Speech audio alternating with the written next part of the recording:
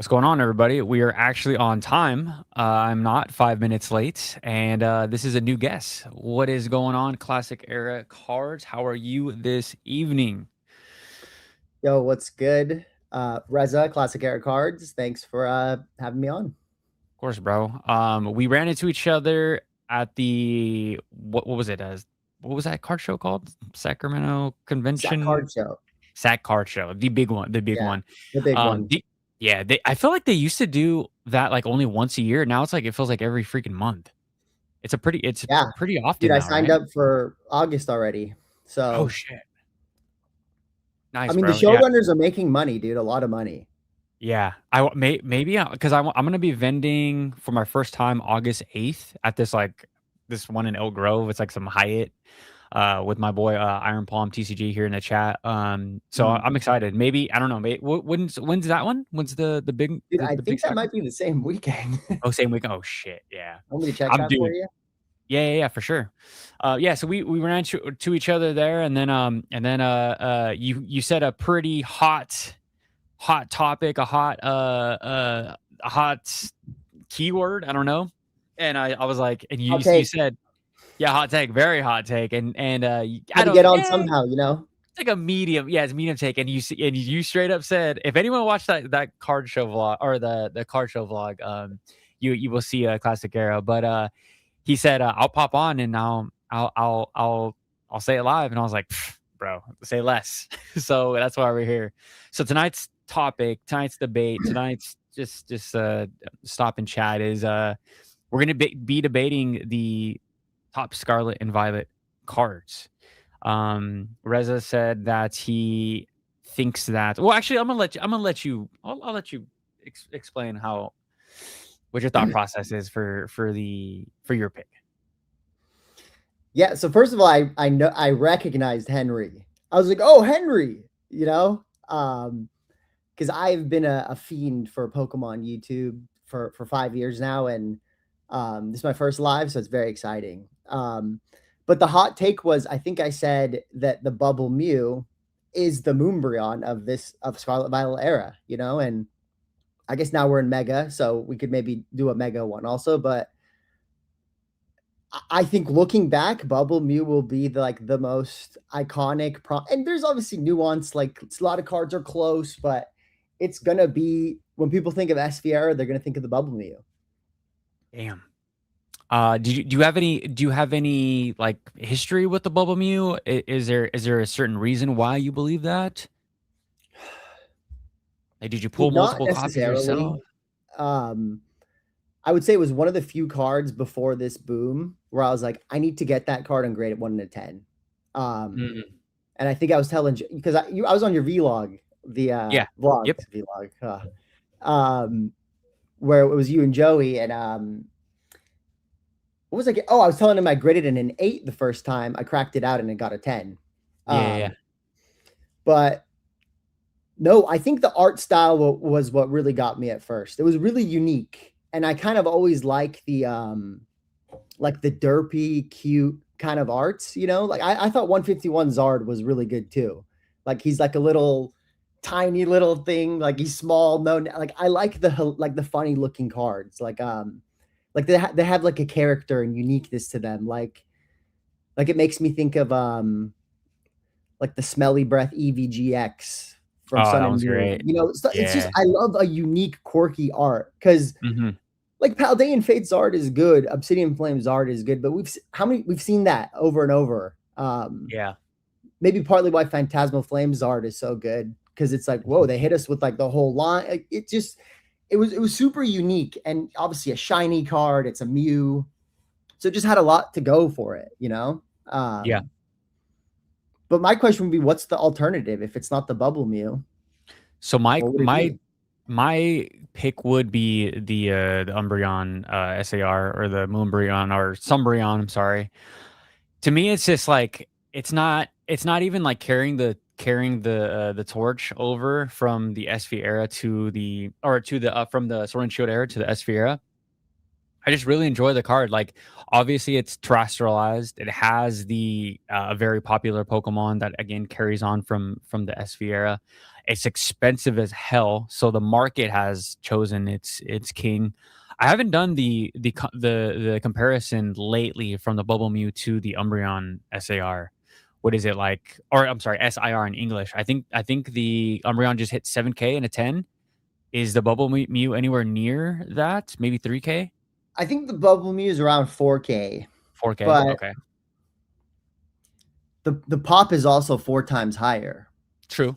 So that's a lot more buying pressure to keep a 25,000 pop card at 4K, right? So I don't know. I Yeah. feel like the Umbreon, it's kind of a coat like, dude, Prismatic, it's like gonna be a self-fulfilling prophecy in some ways. Like, it's Mhm. it sucks, but it's gonna do great probably. But Yeah. I think it's just Yeah. coattailings evolving skies too much. And For sure. I agree. um, That's why I'm like, I don't that's know. why I'm I'm not trying to be a hate. Sorry, the rainbow borders. yeah, but You know, it's like when we look at these cards, right? When we look at these cards in 10 years, is people going to see the Bubble Mew and think like, "Oh, SV era," or are they going to look at the Umbreon and be like, "That's exactly what identifies the SV era as like the rainbow borders, the Terrestrial crowns." I would even my pick, like my personal pick, is the Akiragawa Charizard from Paldean. What is it? What the fuck is it in English? Paldean Evolved? Chaldean Paldean Fates. Paldean Fates. Paldean Fates. Shining Treasures EX in Japanese. That's my personal pick. I think that card, it will eventually get very close to closing the gap, and it might even overtake one of them in the next like 3 to 5 years. Bro, I And got one thing to say to that. let's hear it. $250,000 Black Label Bubble Mew, dude. True. True. That's just, it adds to like the lore. Like that's Yeah. crazy. Yeah.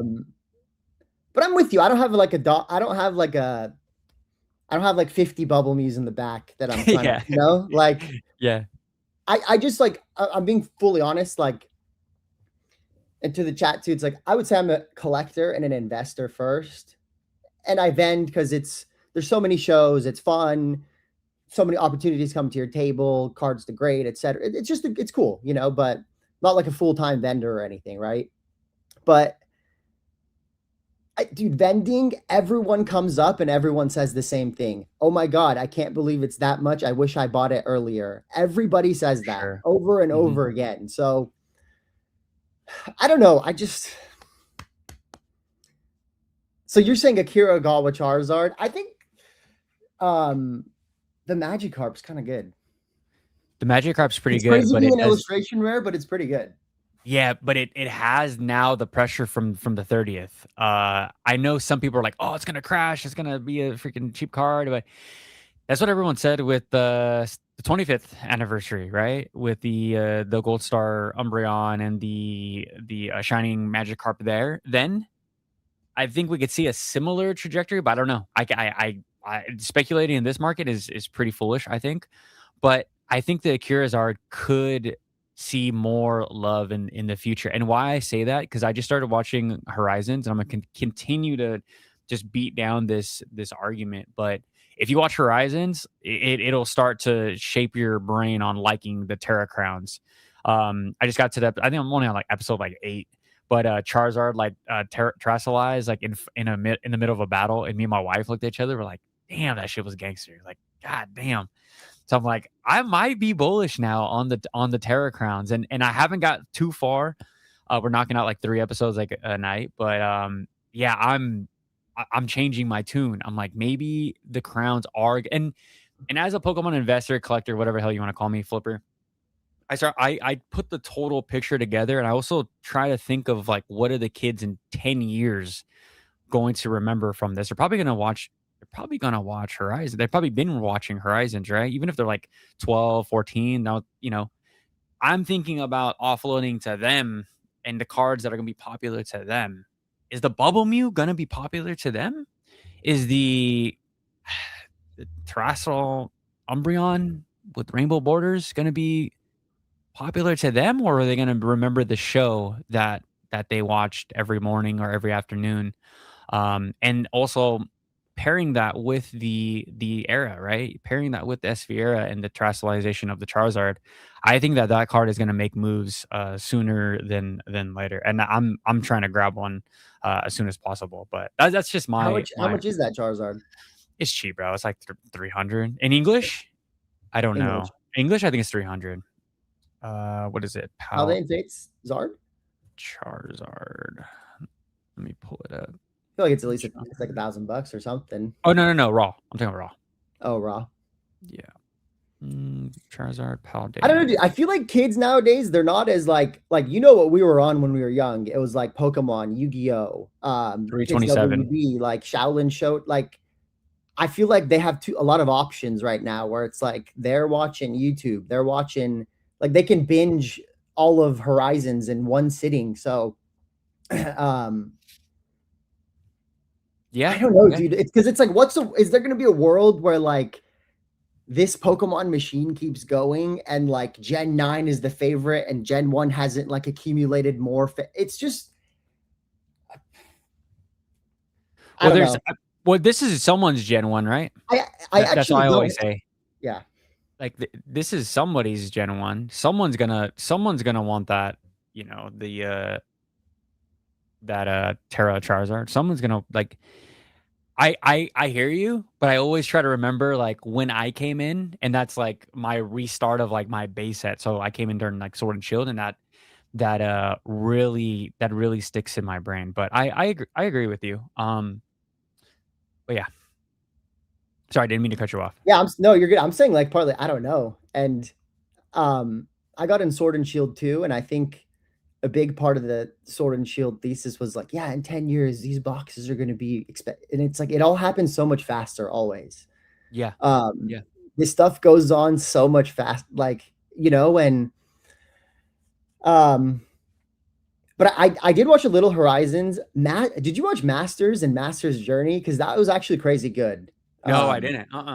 I wish we had like, dude, it culminated in Ash fighting Leon and like becoming the champion. Like it was almost like a high level anime type fight. This is like What's the it very called? end. I'm not gonna. Sorry. What's it called? I guess I Masters spoiled it, Horizons? but Wait, what's it called real quick? Masters. so Masters. It's still Ash. So it's like Ash's final run.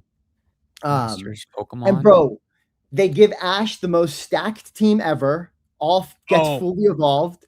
He gets like legendaries and stuff. It's like insane. Oh, I gotta watch like this. Everything you wanted as a kid. Because I remember as a kid, you're watching, you're like, dude, evolve Bulbous. What the hell are you doing? Like, evolve the like, you know, he'd always have like random Pokemon that wouldn't evolve, and I get it. Like, I get why, but yeah, they gave us a lot with that.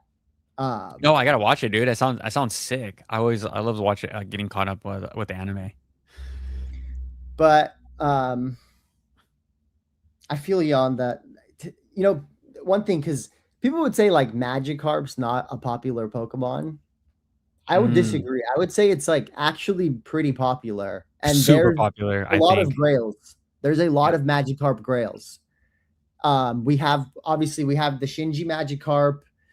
We have the Magikarp Wailord. That's a $5,000 card. We have Neo Magikarp. We have University Magikarp. Like, you know, it's like there's actually a lot of Magikarp Grails. And it's in every game. Like, there's always a Magikarp in a water somewhere. Yeah, true. And like Gyarados is pretty cool. So I don't know. It's like, yeah, like I'm bullish. I'm bullish on that card. I enjoy that card, but with the with the 30th anniversary of that coming out, it's like gonna have that version is gonna have texture. I'm like, GG's for the Paldea evolved Magikarp. I believe. I was gonna hold it. I'm selling that puppy as soon as it comes back next month from PSA. But I disagree, bro. I think like it's super hard to grade. So that's always gonna have like, yeah, my bad. In Japanese, my bad. Oh, in Japanese. Yeah. But I'm with you. I don't know because I think his celebrations, like those cards getting reprinted, like didn't tank. Like Gold Star Umbreon didn't tank, or Neo Magikarp, you know. But Magikarp's a modern card, so it is kind of crazy how soon they put it in. That shit was funny, That was bro. a little unusual. It's like a 2-year-old card, you know, but Yeah. kind of speaks to how popular it is. And I'm not, dude, I'm not just saying this. Like Shinji's pretty good. Like the Giratina Altar probably is my favorite Sword and Shield alt. Yeah, no, it's fire. No, it's fire. Probably. No, he will command that tax, and I'm bro. If whoever says that Magikarp is not a popular Pokemon, they're freaking smoking something good. Because Magikarp is a very I mean, I always thought Magikarp was very loved. I mean, he's kind of like Dwarpy. He's got the cute cards. He's like pretty. He's got Oh, the I'll show shiny you one. Let me show you a cards. Magikarp here. Like, and he evolves into Gyarados, like, which is also a very popular Pokemon. So, oh, super fire. Man, the Sun and Moon I love era. this card, dude. The color, something about the blue color palette, like it's so nice. Like It's it's a so nice. stupid fire card.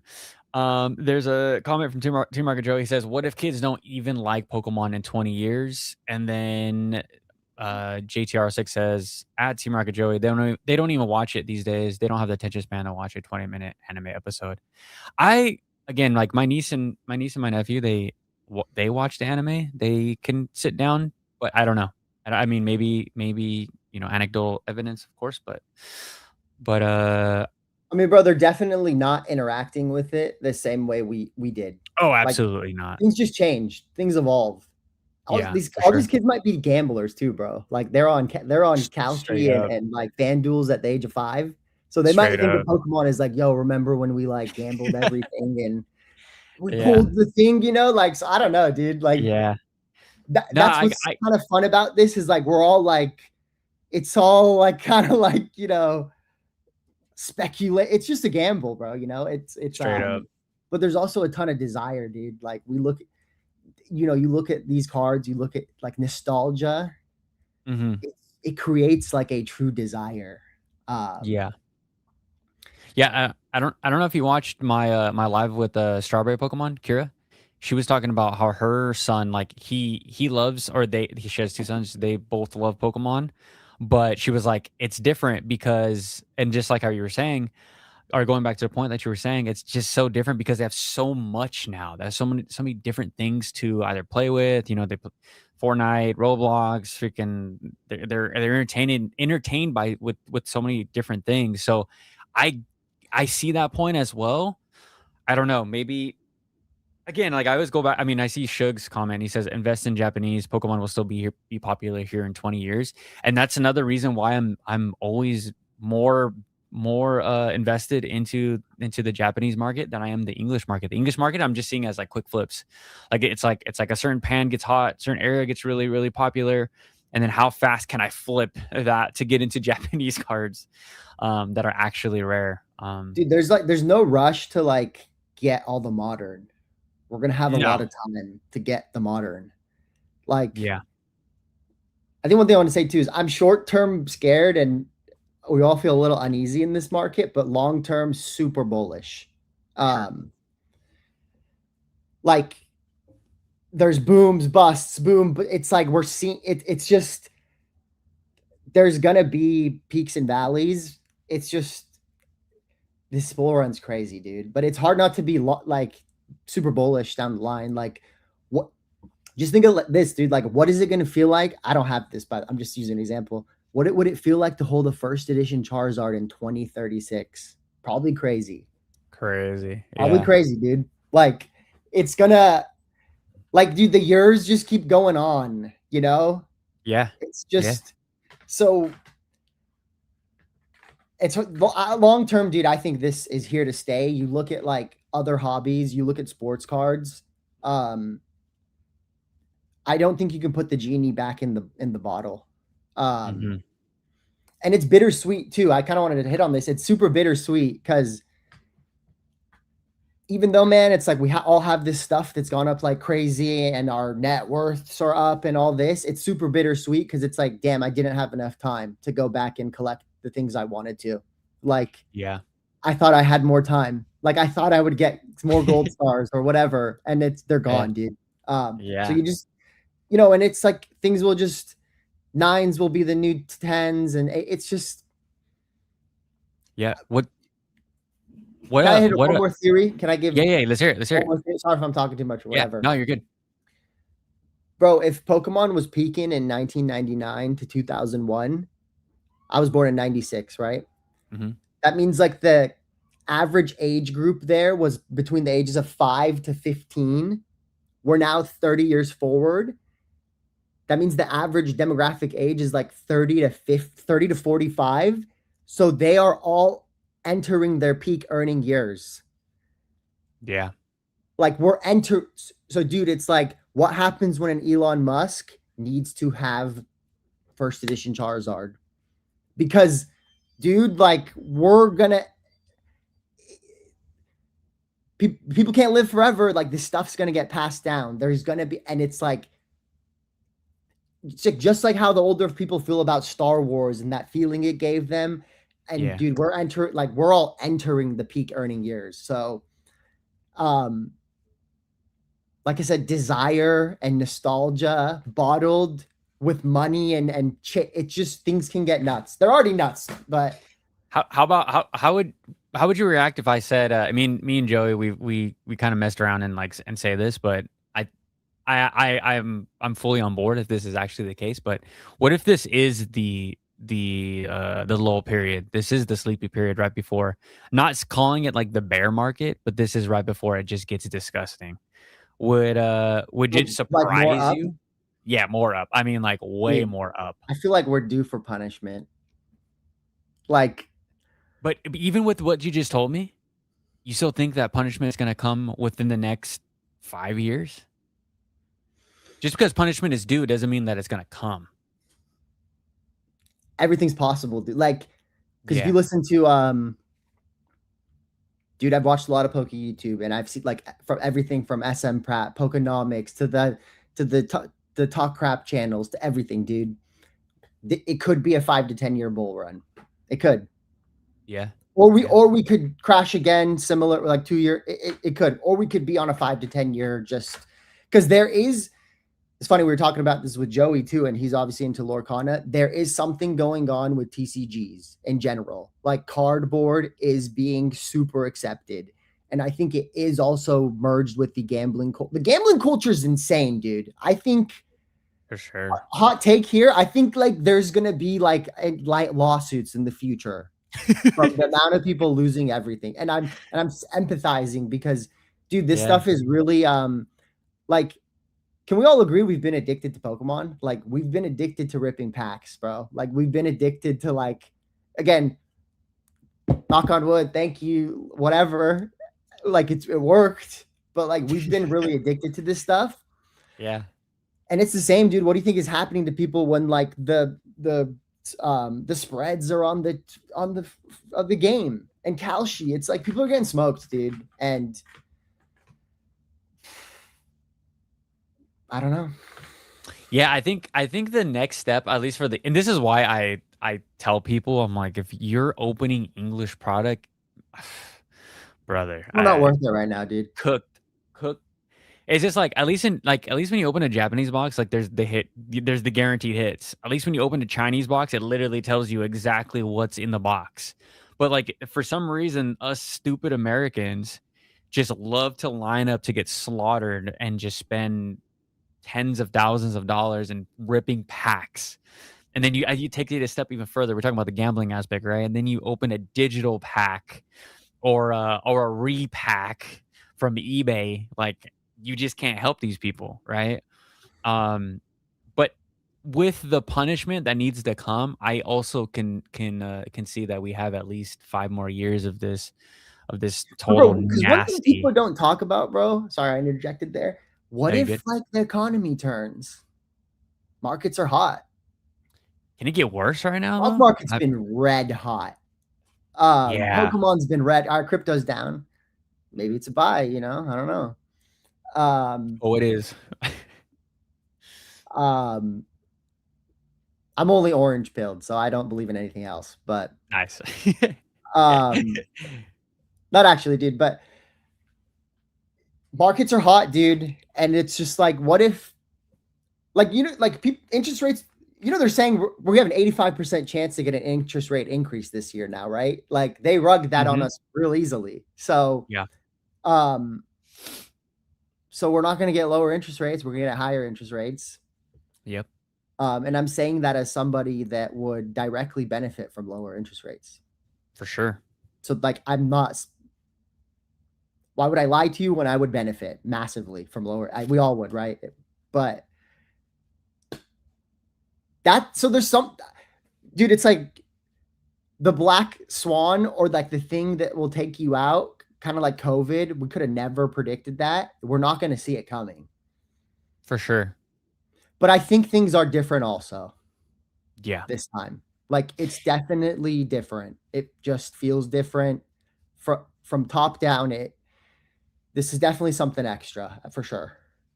Yeah, I think and I agree with you. I don't want to sound like I'm disagreeing that we don't need a correction or some type of some punishment, if you will. But I don't think it's coming just because of how popular it is with, like, I call them Gen Pop, but with Gen Pop. Even, like, not only in Japan, but in the States. Like, the States, it's starting to really feel like Pokemon is becoming or is pushed in everything. I mean, you're talking like, the Target ads, the Pop-Tarts, the cereals, they're, so on and so forth. Whereas, like, in Japan, it's like everyday shit, right? Like, you go to the gas station, Pikachu's gonna be on your coffee, he's gonna be on you walk outside, there's a freaking manhole, Pikachu on it, like, he's everywhere. It's very different, but it's starting to feel like America's really pushing, Pokemon, and then, again, to your stock market and, like, the crypto stuff, like, as someone that invests both in stocks and crypto, like, the returns aren't Pokemon. The returns are, I mean, even if you wanna just buy, like, promos to grade or promos just to even hold in your binder, you're gonna outperform, most stocks, most cryptocurrencies, especially right now. Job reports are terrible. We're losing, what was it, last report was like 25% of jobs from AI. Like, it's not looking great, but I don't think the economy can, even if the economy gets worse, like really bad. And I'm not talking about COVID or like a giant crash like that, but if it gets worse, I think people still make terrible financial decisions to make them feel like life is worth living. I know it's like really dark, but people want those, like, still those small serotonin hits. Like a $5 pack is always going to be there for them. Pokemon pulling a Chikorita is going to be still there for them. So I think it would actually have to take a world event like COVID, or, yeah, I mean, dude, even with all the stuff that's happened in the Middle East, like, Pokemon didn't even blink, bro. While the rest of the markets definitely blinked, for someone that trades Bitcoin every day. So, yeah, that's just my thoughts. I think it's gonna get worse, in the next 5 years before it gets better. And I so one thing you said is, like, we're not gonna see it coming. I think we will see it coming. I think the people that have been here, I mean, you've been here since Sword and Shield. You'll see. We'll start seeing those boxes move sideways. And I mean, I know there was the Rayquaza leaks today. Hopefully YouTube doesn't take my video down because I said leaks. And it's fake. It was a fake AI Rayquaza, right? AI stuff sucks, dude. I hate AI it. stuff sucks. But I'm what so with you, if bro. The AI thumbnails too, driving me crazy, dude. yeah, It's the AI just thumbnail like, was stupid trash. But if we do see that Rayquaza card not being popular for some weird reason, and it's not the artist that Gen Pop wanted, I mean, we got 4 sets back to back to back, 3 sets. We got Perfect Order, Chaos Rising, Pitch Black, and now the Rayquaza set that are not now what the Gem Pop considers mid. And we might see boxes start moving towards. We haven't got Chaos Rising second wave yet. So what's going to happen after that? These boxes are already at 200, 210, maybe 220 on a good day. These boxes go down to 190, 180. Where are people placing their money? I'm guessing they go back to the original markets. If I start seeing my boxes go down, if I start seeing my boxes go down to like $150 sub at MSRP, I'm going heavier on crypto. Just right now, the market is too hot, and I think a lot of people will do the same thing that I'm doing. It's just not, like, talked about enough. What do you think? What do you think about? well, which boxes, bro? Um, Like Those you're four. talking the Let's most talk. Let's recent talk four? those four. Yeah, Well, let's talk. dude, someone who Perfect. was here, Sword and Shield, bro, it's insane. You could buy every box for $90, Evolving Skies included. Um, like that's why this bull run is like it's different for sure. And I don't know what's gonna have to happen to like get and also Pokemon's putting out good assets, right? Not the most recent ones. Mhm. Um, it's just I don't like the value anymore. You know, it's like it's getting bought up aggressively because people know like if I hold it, it will go up, and that's true. It's just we don't know the time frame now.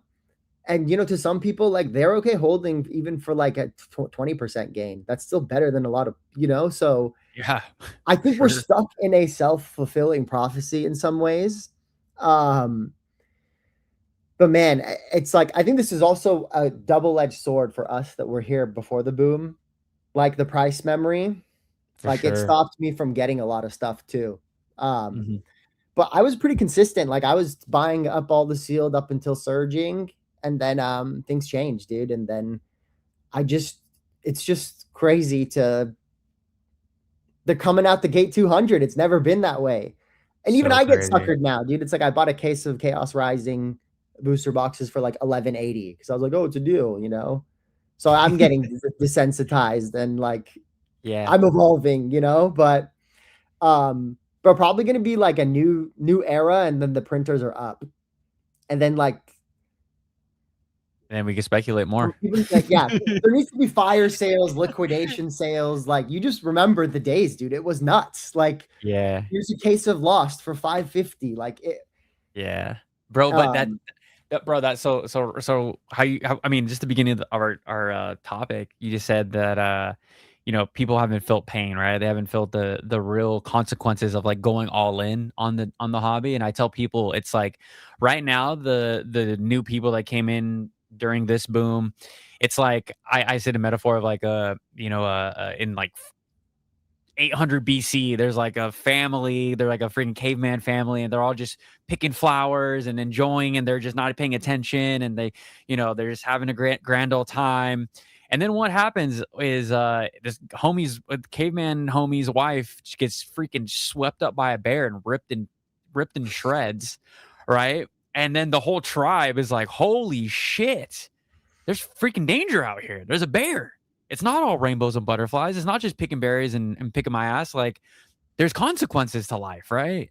That's how I think right now. These people that have gotten here in this boom, everything's rainbows and butterflies. There's no bear. It's just everything goes up forever. It retraces like 30%. And then no, just keep on buying. Like dude, they're it's starting to gonna feel it a go little back. bit. Like I don't think so, bro. I don't, If you bought some ascended PSA 10 slabs, you're feeling oh, it. those for sure. Yeah. You know, I think it's the Yeah. bro, and I don't blame people either. You get into Pokemon, this stuff's dope, like, and you get Yeah. swept into the hype. Yeah.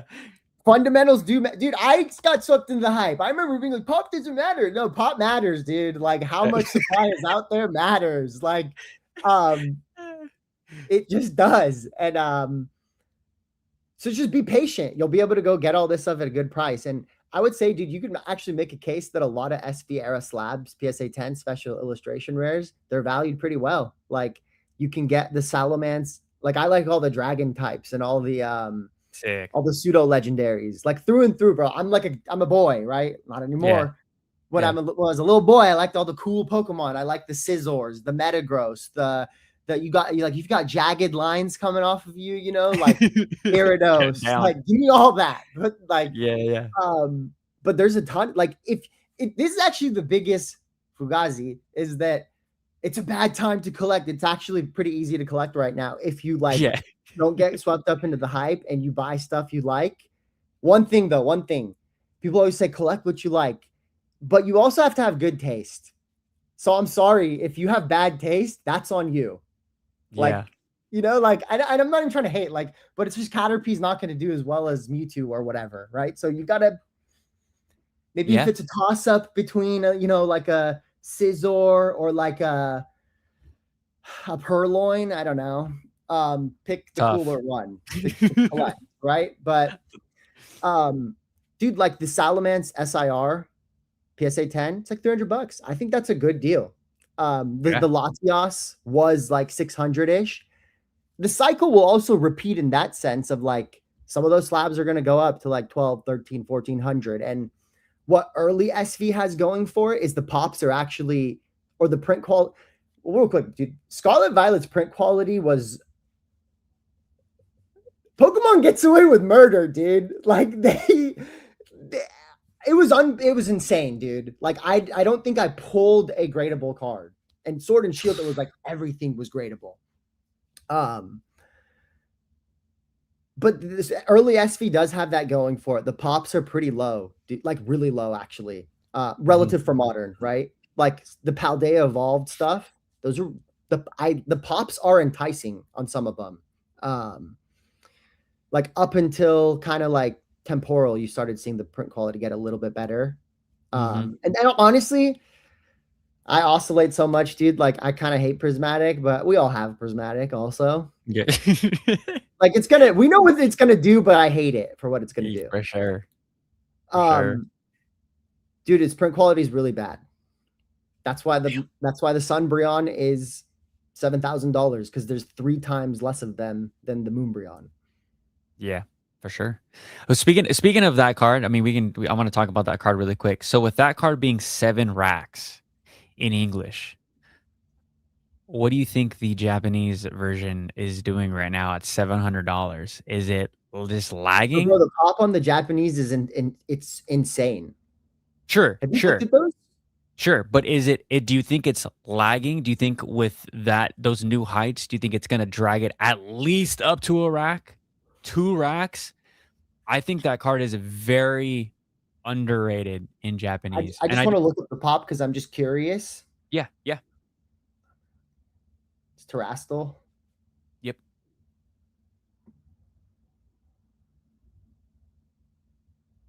Sorry, guys. I know this is terrible. Just pop like 60K. That's what I should say. Higher, bro. Higher. What do you think the pop is? Higher than 75, 932. Higher. I'm seeing 76,227. Oh, Alakazam versus Gengar said 75,932. I mean, both are right there. What, So, dude, there is 11 times as many of those than the English 10. Yeah, it's nuts. And it's 11 times in price. Yeah, for sure. You really like Japanese, right? Yeah, that's really where I'm at. And Korean and Chinese. I mean, I'm looking at Korean right here. Zinnia. Sorry, not Zernia. Zinnia. Well, dude, you were saying you were gonna do some grading stuff. What are you What am I grading right now? What are you Prismatic. What am I grading? Prismatic, freaking stupid ass evolutions I don't give a shit about because I know other people. Have you graded in general a lot or No. I have right now I have like almost like 1,300 cards, 1,400 cards at PSA currently. Yeah. 1,300 cards. Like maybe 25% of them are my friends, but okay. Like probably like 900 are mine. I know. Yes, I know, guys. That's insane.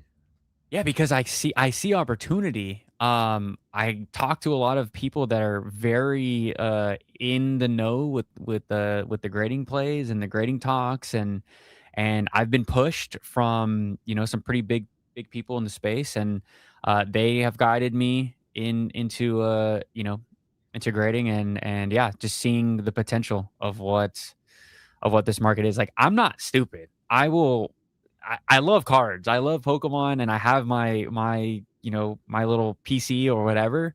But bro, thank you for your services. If these cards come back 10s, right? It just is what it is. I know what kind of market that is. Like I was telling my podcast co-host Eric, my bro, like right now is the time to sell. Like, yes, we're getting all these like crazy beautiful cards, the Charizards, the the Mega Lucario, Bubble Muse, all that stuff. Like, it's great, but it's like I think it's distracting people from like what can actually be gained here. I think a lot of people they're gonna look back at this era and be like, wow, I should have grabbed that card, right? Just like we said with the Bubble Mew. But I think more people are gonna say, I wish I would have taken full opportunity in this market. Like for me, I mean, the reason why you're here is because you vend, right? And I'm seeing that opportunity in vending, not only in like just selling cards and offloading on market, buying at 80%, 75%, whatever hell you buy at, but also the content that can go out too. Like right now is like the biggest opportunity. I think if anyone's just sitting on the sidelines, like scratching their ass, like good luck to you, bro, because you're missing out on one of the biggest like gold rushes that I think Pokemon will ever see. It's all fun and games until it isn't, until we actually see a downturn, right? I mean, like you said, we might see it, or we might not see it. And I'm No, I'm bro, here taking that.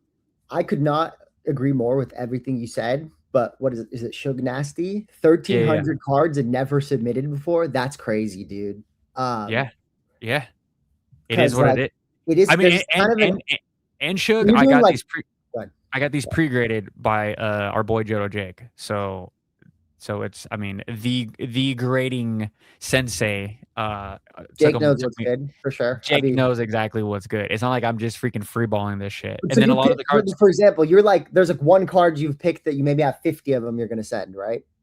yeah, exactly. Like, and a lot of the stuff, has memory. Like I either got them in Japan with my wife, or I pulled them myself, or it's a card that's like super cooked and like, but was a part of my early journey. Like, and there's some cards that like I really don't give a shit if they 10 or not, because I think they're cool common cards, and they're gonna have a story, right? And I'm also thinking of this as again the YouTube stuff, but like as marketing. People are gonna get I'm gonna get the comments. Why the fuck did you grade that Eevee? Why did you grade that? So stupid. You're Even if why it's a PSA 10, shut down, bro. why did you like, bro, I'm gonna eat. Like people aren't seeing the full master plan of like me grading this much and seeing like the content ideas that I'm getting. Like sure, if I'm just a random dude with no content, no social media, and I'm like, oh, I'm just gonna grade 1,300 cards and hopefully this goes well. Like no, I have a plan for all Well, this. bro, like for people that haven't graded recently, it's crazy how liquid, and it's never been easier, dude. PSA will either send you an offer that you can accept on the spot, or they will Exactly. sell it on their eBay for you. Like Exactly. it's actually insane. And dude, the statement you said that is, if you've been in Pokemon and you've like gained the experience and you've been around for a while, to sit around and do nothing in this market is crazy. Crazy. Because new people are coming in doing it. And that's what pisses me off. It's like I've been here for a while.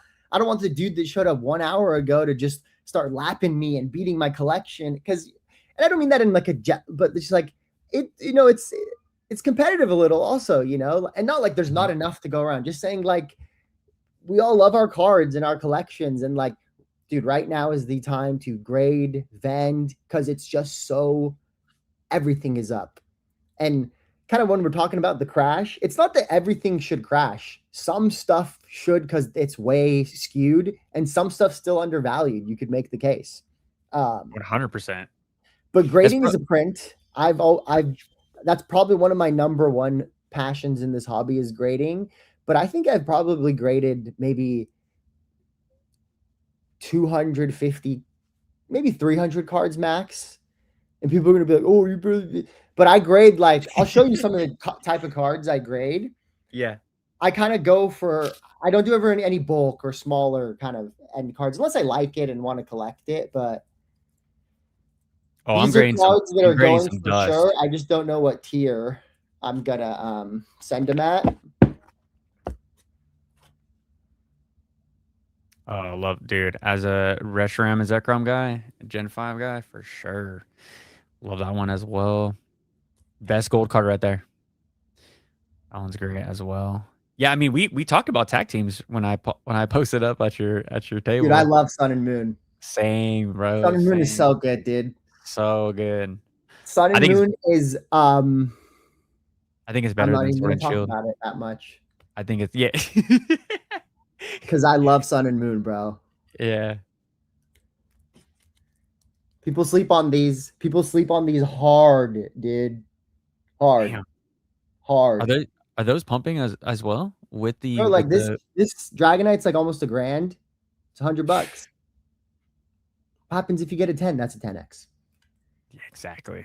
Exactly. Um, ooh, I know you like I don't like the girl trainers as much, or not nothing against girls, but like I don't really like trainers that much. This is an unbelievable trainer card. Super good. Yes, sir. I love trainers. The trainers do it for me. For the people that say you can't collect it, here's a great Scarlet and Violet card, dude. This is an Stupid cheap. unbelievably beautiful card. Milotic is like an A tier Pokemon, I'd say. This is a really nice card. Camara says, Henry, ban this man. What did you disagree with, Camara? That Am I that going we crazy? both. Sorry, buddy. No, So I'm Sun and DBZ Moon over Sword and plays. Shield for sure. I know, bro. Do you wanna talk about your Dragon Ball position or what you've been doing with Dragon Ball Z? I'll talk Or about DBZ a little bit. yeah, But yeah. one thing on the vending, bro, it's like this is why vending is crazy. I vended one of the East Bay shows or whatever. People just show up and they just want to sell you stuff like this. Yeah. Like mint copies of vending series that he peeled off the stickers himself. I'm like, Stupid okay, gas. all right. Like, this is a nice Bro, one. It's not gonna grade super well, but dude, I love that Articuno with the blue. Dude, but, I'm about to have a giant sign and when I start vending that says bring me Japanese. Bring me Japanese Pokemon cards. Bring me Korean Pokemon cards. Bring me Chinese Pokemon cards. I will trade my English bullshit for Chinese all day, bro. bro, I I will see the vision with Chinese. If an art is exclusive, it can do crazy things. crazy things. And I think if you were, I don't know the prices at all. There is something special about those like 151 Chinese sets. Oh, can I show it? There's Can I something show it? special about those. Can I show it? Can I show it? Oh, I know, bro. Let me Anytime, see that. anytime I get the chance Let to me show see it, that. Shug, look, buy it, Shug, buy it, Shug, buy it, I'll buy buy it. it when it pumps later. You can sell it to me, bro. I ain't never letting that puppy go. Never. I'm gonna grab another one. I ain't never letting that puppy go. I know. Mara, I I'm know. sorry. I'm not dissing the female trainers. They are elite. The Misty's favor. It's elite. I'm just saying in general, like I'm not a personal collector of the but I'm a Sun and Moon stan through and through. So Same, bro. the Same. rainbows are so much better with the texture and the prism patterns. The full art, everything is it's so good. Sorry, where were we on? The Dragon Ball Z. You're printing. Dragon Ball Z, bro. Dude, so do you remember when One Piece came out? Yes, sir. You remember when Lorcana came out too? Oh, around there, yeah. Yeah, I never really Lorcana never caught my eye. I didn't like the quality But of the dude, cards. I remember when One Piece came out, it did suck my like. I was really into Pokemon, and it was the first TCG that kind of pushed me somewhere else because I just really liked it's a good product. Like it's a really, really good product. How you get 2 alternate arts in a booster box. Like Bandai does that really well. Cause like you said, dude, you open English Pokemon product and you're like, What are we doing here? I might get something good or nothing, you know? And I like that you would get 2 alt arts. So I dabbled with some One Piece, like when it first came out. Like I have some of the first booster boxes and whatever, right? And I was pretty bullish on One Piece before the boom, but like we talked, you think you have more time in life or in this hobby. I'm like, I'll wait. I don't need to buy OP13 and OP09 for 2K a case. I'll wait. I waited and they went to 10K or whatever they're at, right? And then, dude, I remember I messed with Fusion World when that also came out 2 years ago, and it died so quick because they overprinted it and it died. Like coffin. Like $50 booster box they retail for like 120. But I was just like, I kind of have to piece this together. This one set came out that was crazy, dude. Like if you were a Dragon Ball Z fan, which I am through and through, got the shirt. Like I think growing up, DBZ had it was so important to our lives. And dude, I read the mangas and I love Akira Toriyama. And the set that drew me, and so I was like, damn, I missed One Piece, etc. And this one set caught my eye. Manga That's the Booster. one. That's the one. Manga Booster. And dude, it's like all of the original artwork from the manga covers. Like it's a stupid stacked set. And like PSA 10s of that set are selling for just insane numbers. But that was the first thing that gave me an inkling. And same thing, like Bandai basically blueprinted One Piece and made Fusion World. Because it used to be Masters. And Masters, I heard, got way too complicated and the game kind of sucked.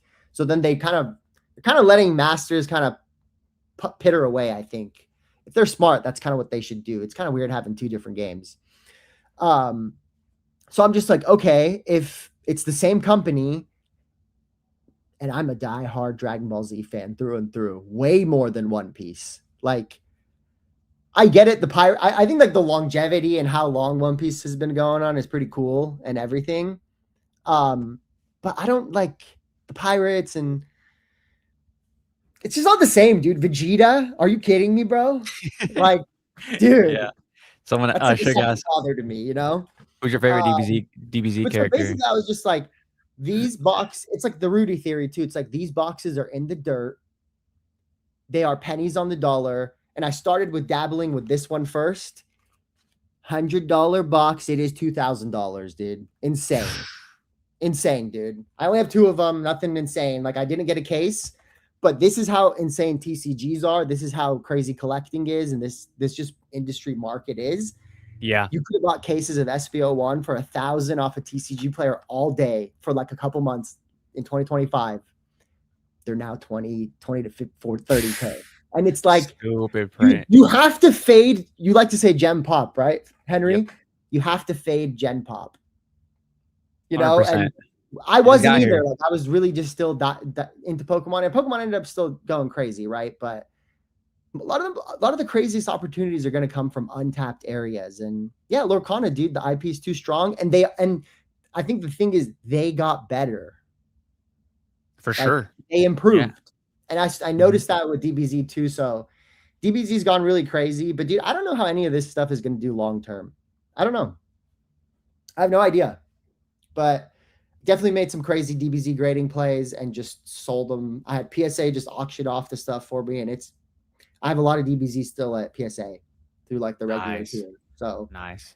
It's kind of like when this market's this insane with TCGs, take advantage of it. Take a risk. Buy a Lorcana card. Grade it. Like basically, dude, anything you could slab into a 10 will make you money. Might be $5. It could be thousands. Like you. And I'm wishing you well, Henry, on the 1300 PSA sub. That's crazy, bro. That's insane. It's gonna be all documented. All That's documented. Crazy, so everyone will be able to see my entire. But what's my favorite DBZ character? I gotta go Vegeta, dude. Dang. Do you watch it, Henry? Oh, bro, Mexican, bro. Come on.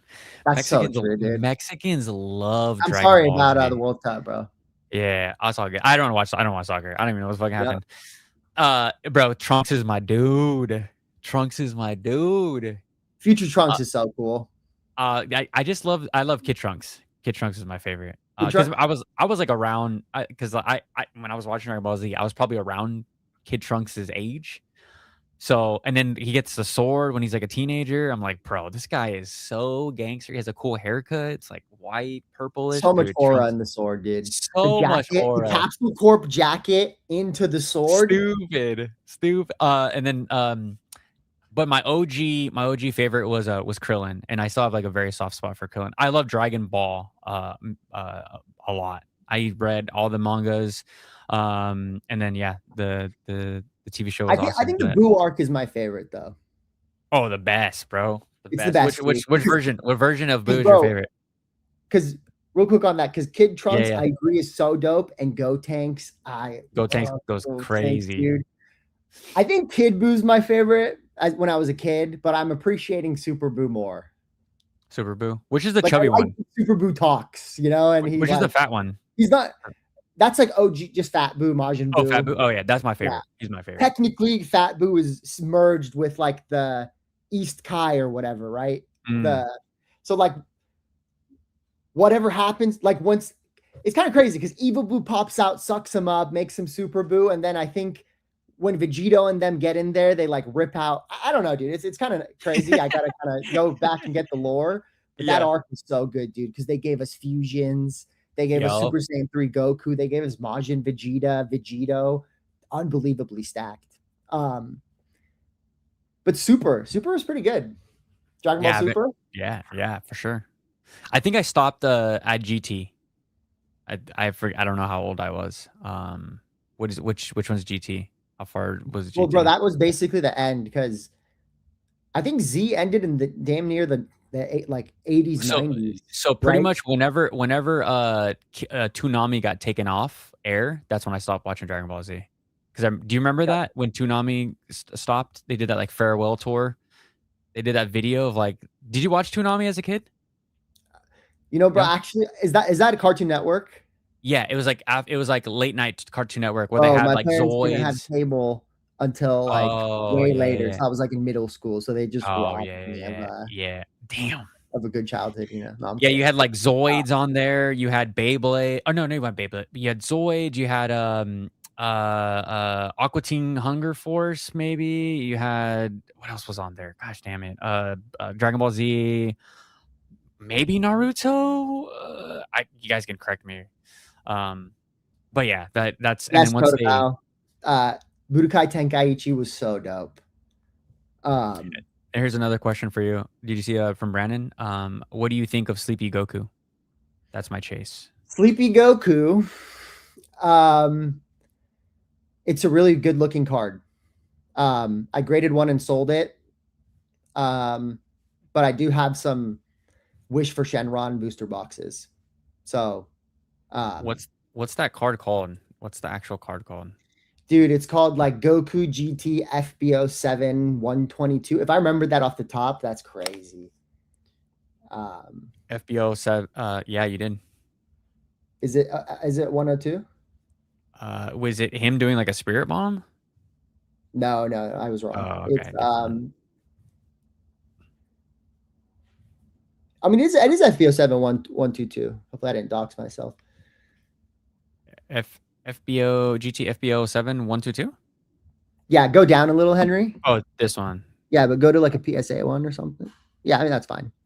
Yeah, dude, somebody brought that to my table at a Santa Clara show. I bought it for like $550, graded it, sold it for $19.50. That's through beautiful. PSA's account. Just money in the bank. And I love it, dude. I like Yeah, it's just gangster. Stupid gangster. Dude, it's hard. You can't collect everything and hold on to everything, So I don't it's beautiful. I love it. I have a ton of gold energy markers at grading right now. Nice, bro. Let me show you one. Hold on. Yeah. Look like Yeah, this. when I kind of had the same like pull away from Pokemon, but it was me with One Piece. But I didn't go super crazy. I just bought like common cards and enjoyed those and put them in a binder. And I've been buying proxy cards of One Piece, but nothing's really pulled me away from. I have made graded plays of One Piece, but nothing that absolutely has taken me away from Pokemon. Oh yeah, that was cool. So these gold energy markers are going crazy, dude. What are they going for in a 10 right now?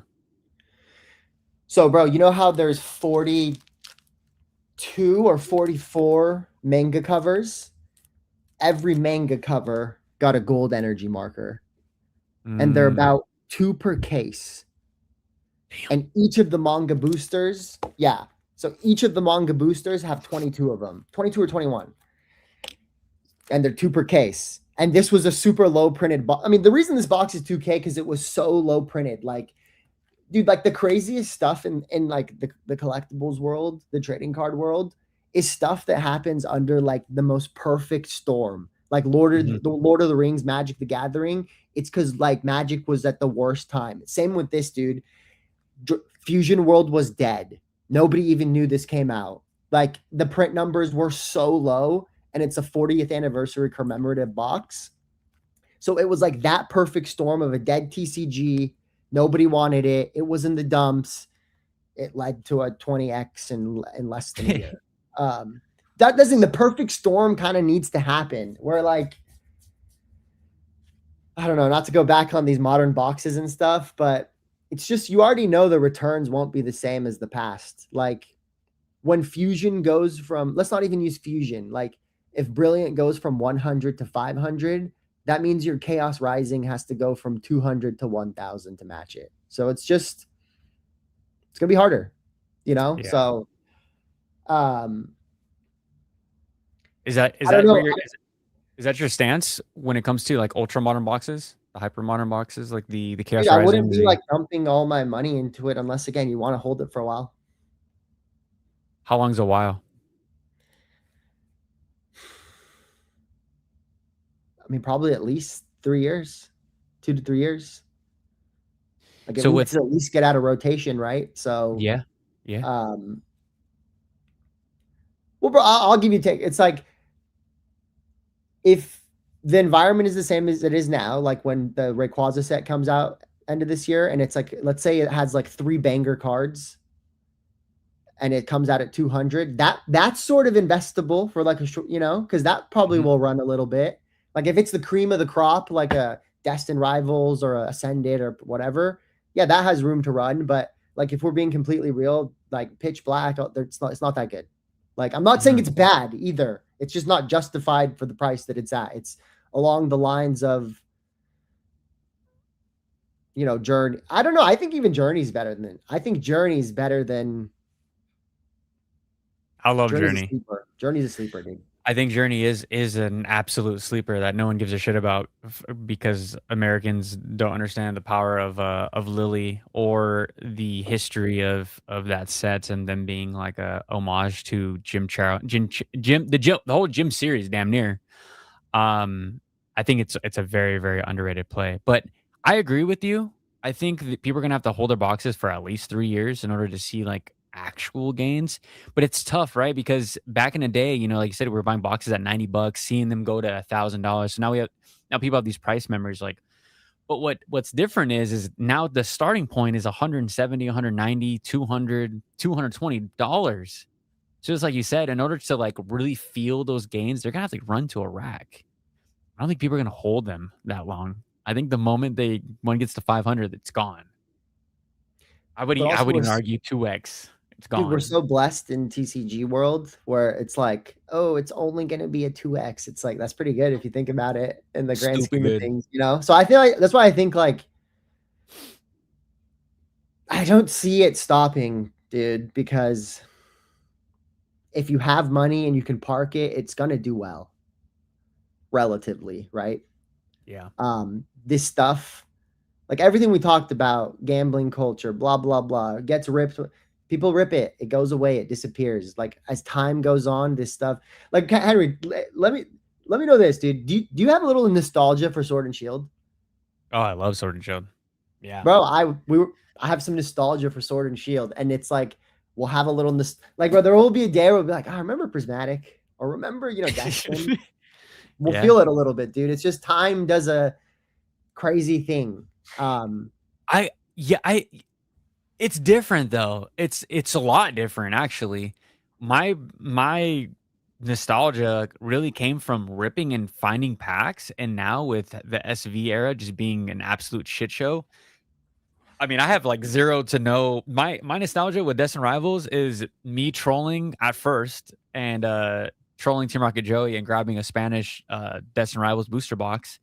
But little did I know, I would go down a rabbit hole and then I would buy a bunch of other Spanish booster boxes. So that so there's my nostalgia with Destin Rivals is me spiraling into getting into the Spanish market, which is again another untapped market that I think especially for people in California, it's you're talking about there's a shit ton of people here in California that speak Spanish that are either, you know, oh, for sure, dude. Mexican that like you're telling me that Spanish Pokemon cards aren't going to be valuable in the next couple of years. Like I'm the type of collector investor that is always looking at not the next step, but a step ahead of that. Like yeah, I guess I'm making my safe plays, right? Like a lot of the stuff that I'm grading is safe. It's the Japanese Terrestrial Festival cards. It's the I don't know, stuff that's Japanese that's very easy to grade, high gem rate. And I'm taking my safe bets there at volume. But then there's the speculative plays as well, that the Spanish stuff, the Korean stuff, and when I take those swings, it is going towards those, like those big cards, like the Sumbreon in Korean, the traditional Chinese Darkrai from Pitch Black. It's these, and I'm grading them all. Who knows?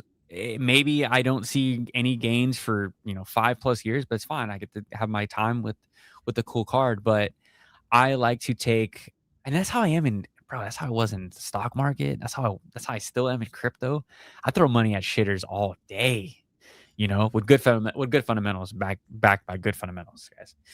I love trading Oh, shitters. good shitcoin Yeah, fundamentals. I love grading a good shit, or trading a good shitter, dude. And that's how I am with Pokemon. I love speculating. Lately, I've been speculating on those, like on the freaking Cosmo holofoils with the stamps. Any Cosmo holofoil with the stamp, I'm freaking buying it up. That's a retro play. But yeah, I like gambling, dude. I'm a degenerate. And I think the safer way for me to gamble is by grading, and by grading stuff that not a lot of people are looking at. Because I always think, like, again, the Spanish, the Korean stuff, there's going to be a market for that. It may not be right now. Did we really speculate how popular Japanese cards were going to be again in the States? No, we didn't. And yet here we are now. Booster boxes go up. It's like English market. A booster box comes out, it's like $80 right off rip, and then it jumps to 140, 160. Like, this English shit in the Japanese box world, right? So what's next? Does Chinese hold the spot for number 3? Does Korean, now with their 50% increase in sealed product booster boxes, does that get them up to par? Like, what's next? I'm Yeah. gonna take the bets on the what's next, but I'm gonna take my safe plays and put them into Pokemon that I know, even if I don't like them, bro. Even if I don't like an Umbreon or a freaking Espeon, or a Sylveon, I know that other people do, and I'm just playing the waiting game. Yeah, dude, and to touch on a few things you brought up, like, you're kind of right, dude. If you didn't get to rip, it's hard to have nostalgia for these recent sets because you wouldn't have time to rip them and enjoy them and experience the set. That part is a little, because that's what, when you look back on Sword and Shield, you're like, man, I ripped so much Sword and Shield for $3 So to much. $4 a pack. So crazy, so fun. So fun. So yeah, it's like, how can you have kind of nostalgia for, or think fondly on something when you kind of didn't get to experience it enough? Just real quick, Code Geass, love Code Geass, dude. It was one of the first animes I watched when I was like in 10th grade or something. I love Code Geass. So, sorry for the tangent, but dude, I don't know about Spanish. Like, what is the perch? I think it all comes down to price, right? So let's If you're just say getting them at this. a good price. Let's just say this. I'm already up 100% in my Spanish Destined Rivals box, like, not even looking. The only reason why I knew that was You're Team good. Rocket Joey, like, was troll. I thought he was trolling me. He's like, "Bro, your box is like up," and I was like, "Shut up." He's like, "Bro, it's up." Dude, I know Joey is probably like, you're so crazy for Spanish and stuff, dude. It Bro, was, I really it, do believe in Chinese though. Exclusive yeah. arts, that's all you need to Did you hear. watch? Did you Exclusive watch arts. Did you watch Pokeani's video on? I had him as a guest. You know who Brian, right? Is right? Of Pokeani. course, dude. How can you Yeah, not yeah, know, yeah, Brian? yeah. I had him on, and bro, the moments that he talked about Spanish cards in, like, a live, like, maybe 2 or 3 days right before me, the DMs were flying towards me, like, "Bro, Spanish is about to take off. Brian's talking about Spanish. He's saying there's no more opportunity in Japanese going to Spanish." Like, I'm not saying go freaking reverse the truck on Spanish product, but I'm saying if you're someone like me, right? And some of these boxes, I just missed the train, right? I'm not paying $700 for Destined Rivals, or whatever the hell it is. I'll buy it for 220 in Spanish. I'll grab 2 of them and feel pretty comfortable, right? If it goes up, it goes up. And luckily for me, it actually went up because I bought the best set in the era. But it is just like little fun plays, and they play out. If not, I got 2 cool looking booster boxes, the same damn shit. It's like boxes are box is exactly the same. I mean, looks like an English booster box, feels like it's the same thing. Like, it's not super crazy, but they're fun plays. They're not my volume plays, but it is crazy. But But I I think am that's a good I way of putting it, bro. Like if you enjoy it, you like it as a collector. That's all. That's all.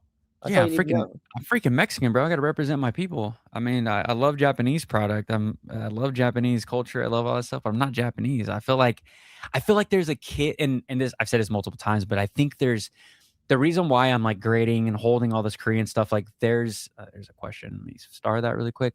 With all the Korean stuff and Spanish and both language, both Spanishes, there's European Spanish and a Mexico Spanish, and they're printing for both. Like I think that there's kids out there in here in the States. There's a little Korean girl that wants a card, her favorite Sword and Shield alt art in a PSA 10 in her language. There's a little Mexican kid that wants that freaking Bubble Mew in Spanish.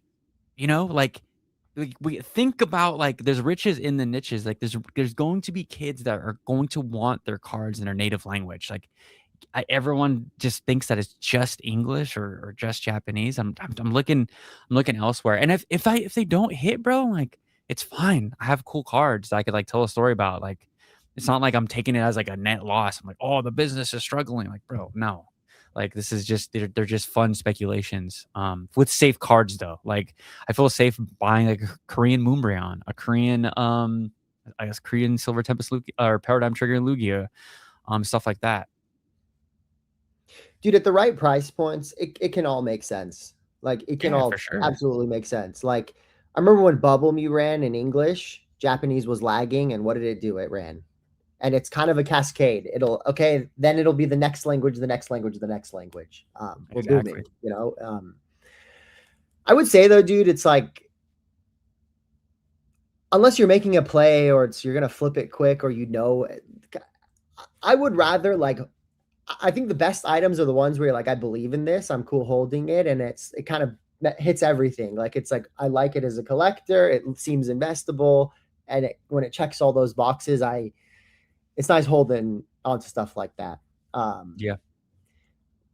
Dude, but you're right, dude. You look at old like team up in Spanish ends up being like if English keeps Bro. doing well, it'll all follow. Like it's like when Bitcoin leads the way, the Ethereum will come next. Like the rest will come, you know. And Do you know how much that is? Cosmic in Spanish is like 5 grand, seven I mean, bro, grand, Cosmic is so good. It's so five good. grand, 3 or 5 grand, 3 or 5 grand. That's one of my big regrets when I got back in the hobby. And dude, this stuff you can only get better at this stuff by being in it longer. Like there's no world where this would have happened. But big regret of mine is not buying Sun and Moon and XY boxes.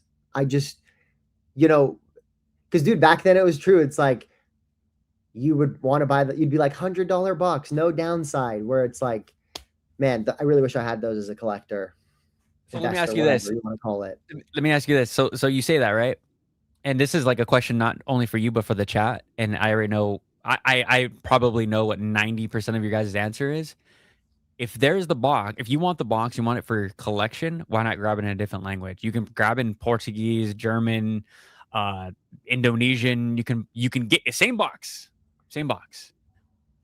So, question for you and for the chat: is it about the collection piece, or is it about the price of the collection piece? If it's just back there right on your wall and it's in Spanish, you can Guys, I own. do You not condone buying. No, I don't know. I don't know. I think it's just like your collector identity. Like, do you collect Spanish cards? Okay, it makes sense. It yeah. makes sense. But like, if you were to tell me, like, if I were to recommend, like, if you put a gun to my face, you know, it's like, would you rather buy the Spanish or the English? I'll pay up for the English. No, I get Pay up for that, the but I'm saying English. like I'm talking XY, dog. Like we ain't getting XY, but maybe you, but bro, I'm not paying XY boxes in English, but I will look at what they are going for in the cheapest language. That is an exact same booster box as printed the exact same way. I'll go But the grab it crazy in part is even the German. Spanish is expensive. Like Spanish Phantom Forces is like, you know what I mean? Like Insane it's for kind of sure.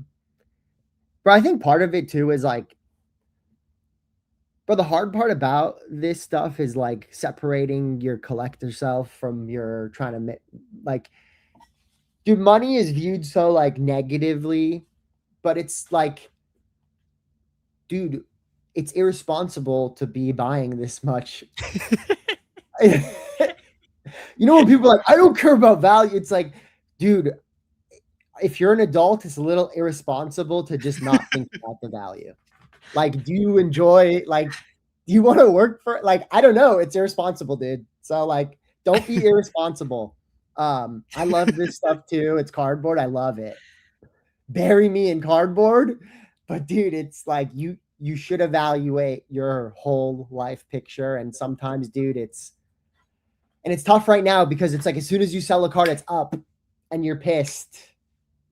That happened to me, dude. Someone bought my Alakazam EX from XY, the gold one with the Umbreon. Oh, all right, no. I've told the story, bro. I'll tell it here. I found that at a garage sale, and it got a 10. Like 8 months ago. The hell, bro.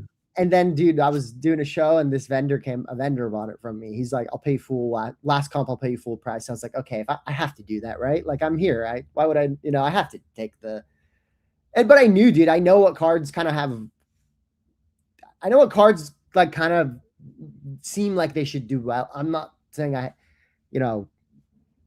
this is like a PK quote or something, or an SM Pratt quote, but it's like I got 2 balls and neither of them are crystal. Yeah. But you kind of can tell when something's a little like it's like there's not a lot on the market. It's kind of just like bubbling, and I knew that. And yeah, I sold it for 42. It jumped to 6.2 like a month later. So there was thoughts because of the speculation of we getting a mega Alakazam, right, in a new set. Is that why? No. What was the reasoning? It's got a gold border. It's an extremely nice looking card. There's Lugia and Umbreon in the card. Oh, yeah. And it's pop 700, dude.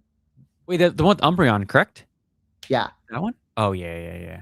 And it's pop 700. So it's like, to me, like that's kind of how you need to evaluate this stuff. There's no true proven science, but it's like, okay, so there's an Alakazam on the card. It has a Lugia and an Umbreon. It has a gold border. It's the highest rarity card, and it's 10 years old, and it's pop 700. And it's like around the same price as modern alt arts. Seems like a buy or like a hold, Yeah. Like I'll show you one more card. This is one of my best grades ever. The best cards I've ever graded.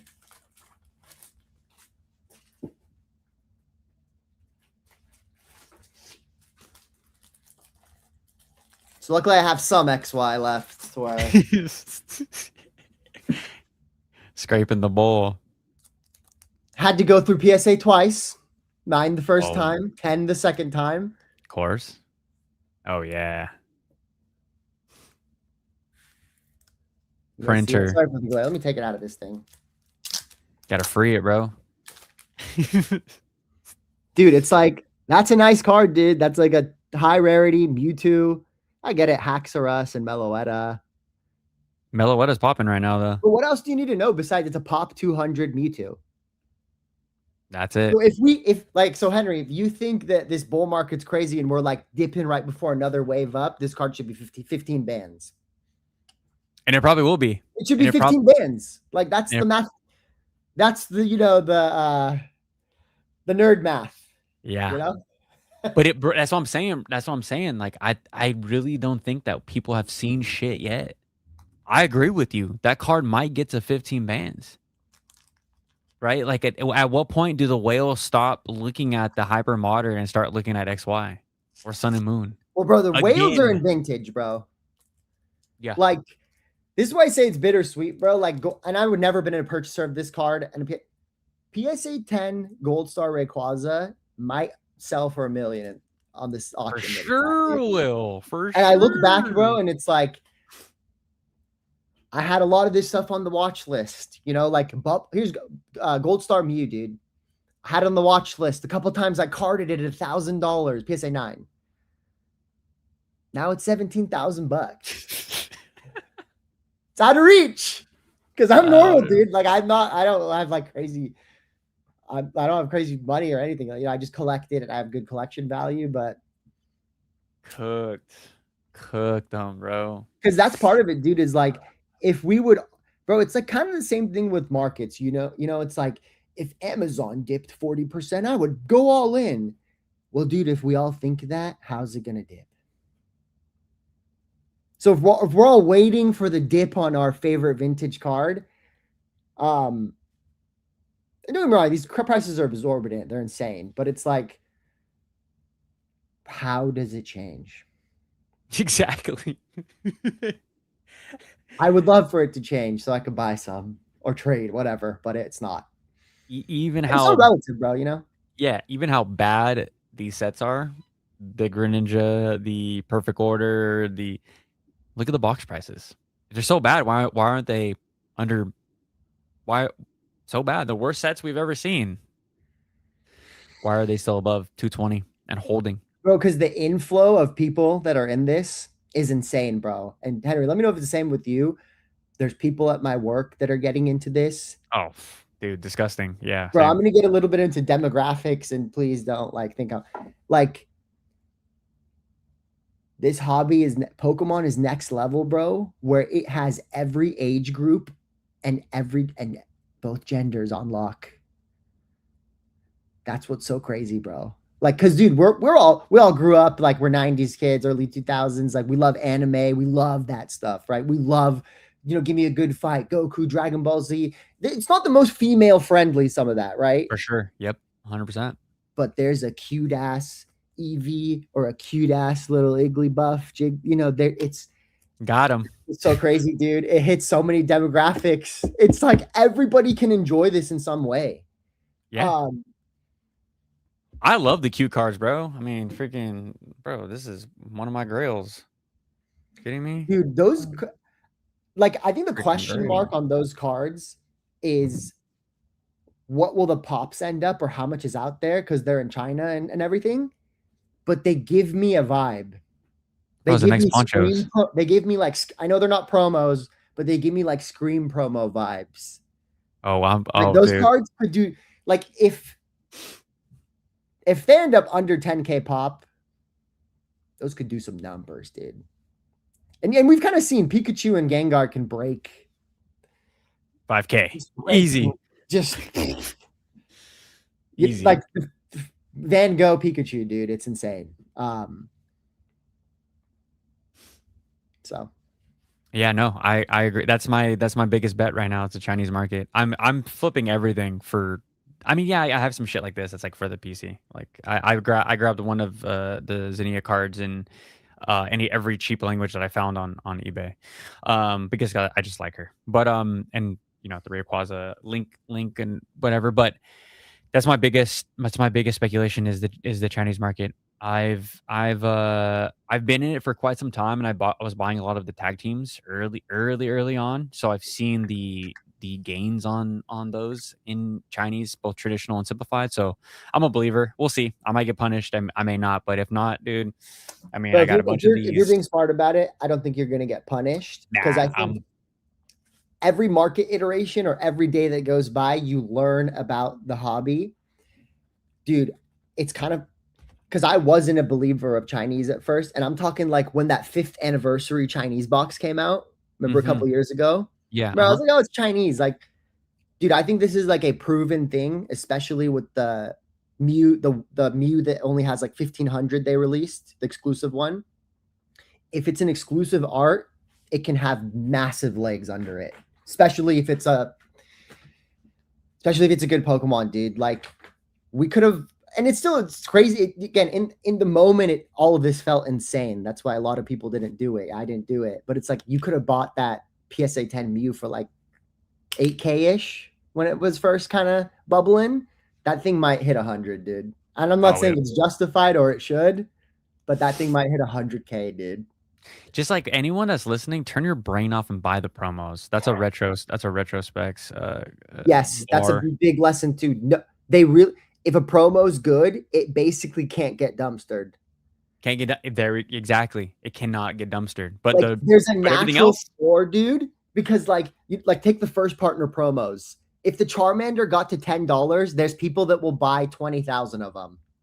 You know what I mean? Like there's like natural floors of like, this is a Charmander. It's a good artwork. Like it's $20 is the floor.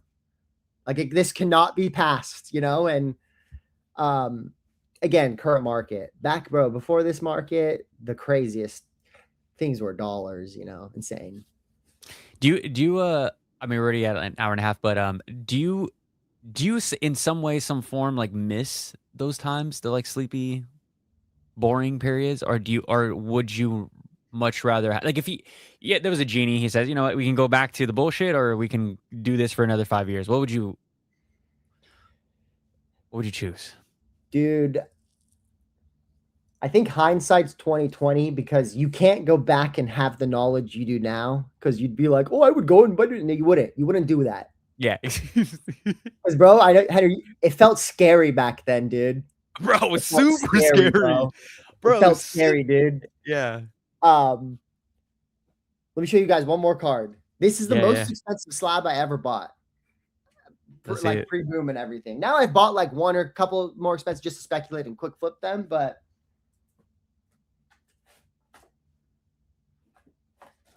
where is it?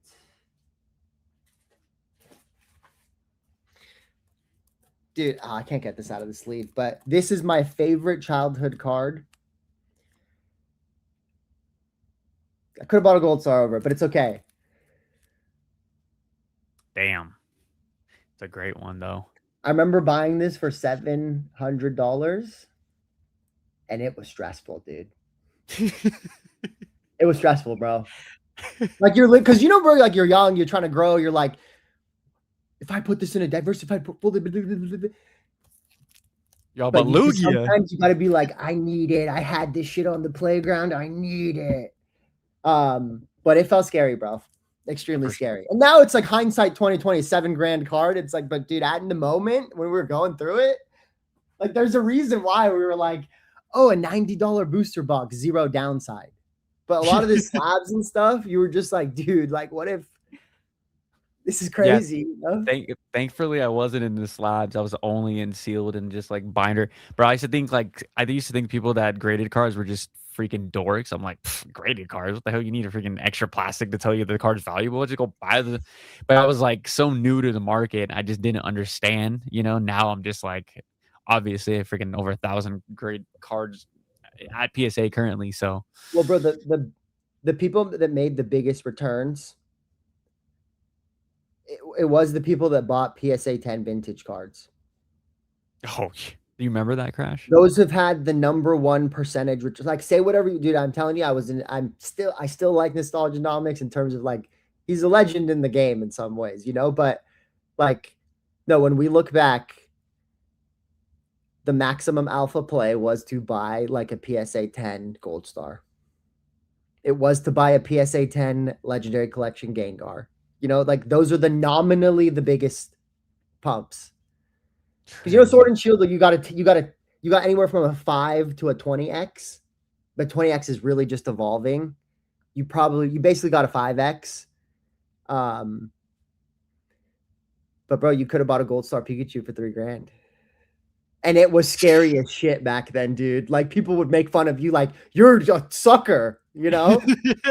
And dude, it's like it's hard not to listen to people. Like you engage in the hobby through watching stuff and like being on Poke YouTube, and it's like, Well, to add to that, bro, like, do you remember the female full art trainer, the waifu boom, and the waifu? absolutely, dude. Do you remember the crash though? Yes, Like that, I almost FOMO'd into a lot of those female full art trainers, I almost did too. bro. And like, I remember listening to like a Possum Bud.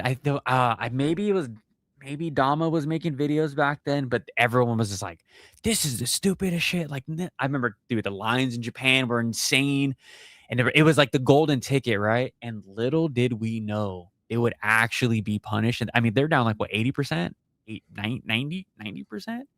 So that price memory is still, and correction memory is still in my brain.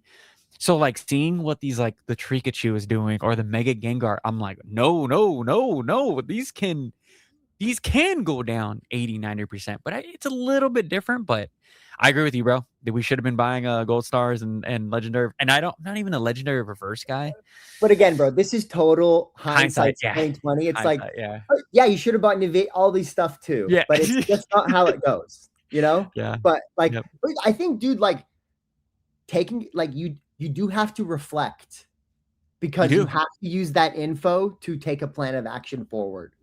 Like you have to reflect on what occurred. And bro, I'm glad you brought this up. Bro, what I miss about the old markets is like, bro, like there was always an area of the market that was pumping before this boom. Like do you remember this? There was a tag team boom. Yeah. Then there was a trainer boom, a Japanese boom, and there was always a pocket of the market that was booming. But dude, yes, I think I would have enjoyed some more time in that old market, bro. Because I was pretty happy, like from my booster box going from 90 to 170. Like I saw the vision, you know. I was like, yeah, 10-year plan. Now, dude, it's like, dude, you have to you literally have to be like a Wall Street quant, like day trader. Like you have to be like locked in, dude. Like stupid locked in. Especially again, if you're trying to like. Side note, let's kind of sorry to like you. What did you set up like a business and stuff?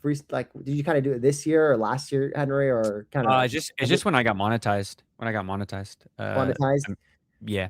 Dude, and this is kind of the stuff we were talking about of like in this insane boom, you need to evolve, right? It's not like I'm being a business owner because I'm going to be greedy and, no, it's like, dude, at a certain point, even if you want to collect, like, here's what's crazy, bro. Even if you want to collect, you should do it through a business. 1000%. Because it'll just save you on the back end, bro. Like, just do it up, like collect through a business because there's massive advantages. What I've learned, bro, is I finally did it this year too. I got the resale license. Like I've been buying all the stuff I've been buying on eBay, no taxes, it's obviously you're the custom, yeah, not your tax evasion, any of that, but yeah. Dude, I think I'm good at Pokemon, but dude, being a business operator is hard, bro. Like, dude, like I think of these people running ripping ships and stuff. It's like, dude, you gotta call like 20,000 packs here. It's just crazy. That's been the fun part of learning, dude. It's like learned about business and opening an LLC and blah blah blah. And that's been the fun part about it, But dude, that's like, dude, these fools that are operating at a high level truly take some really crazy business operational skills.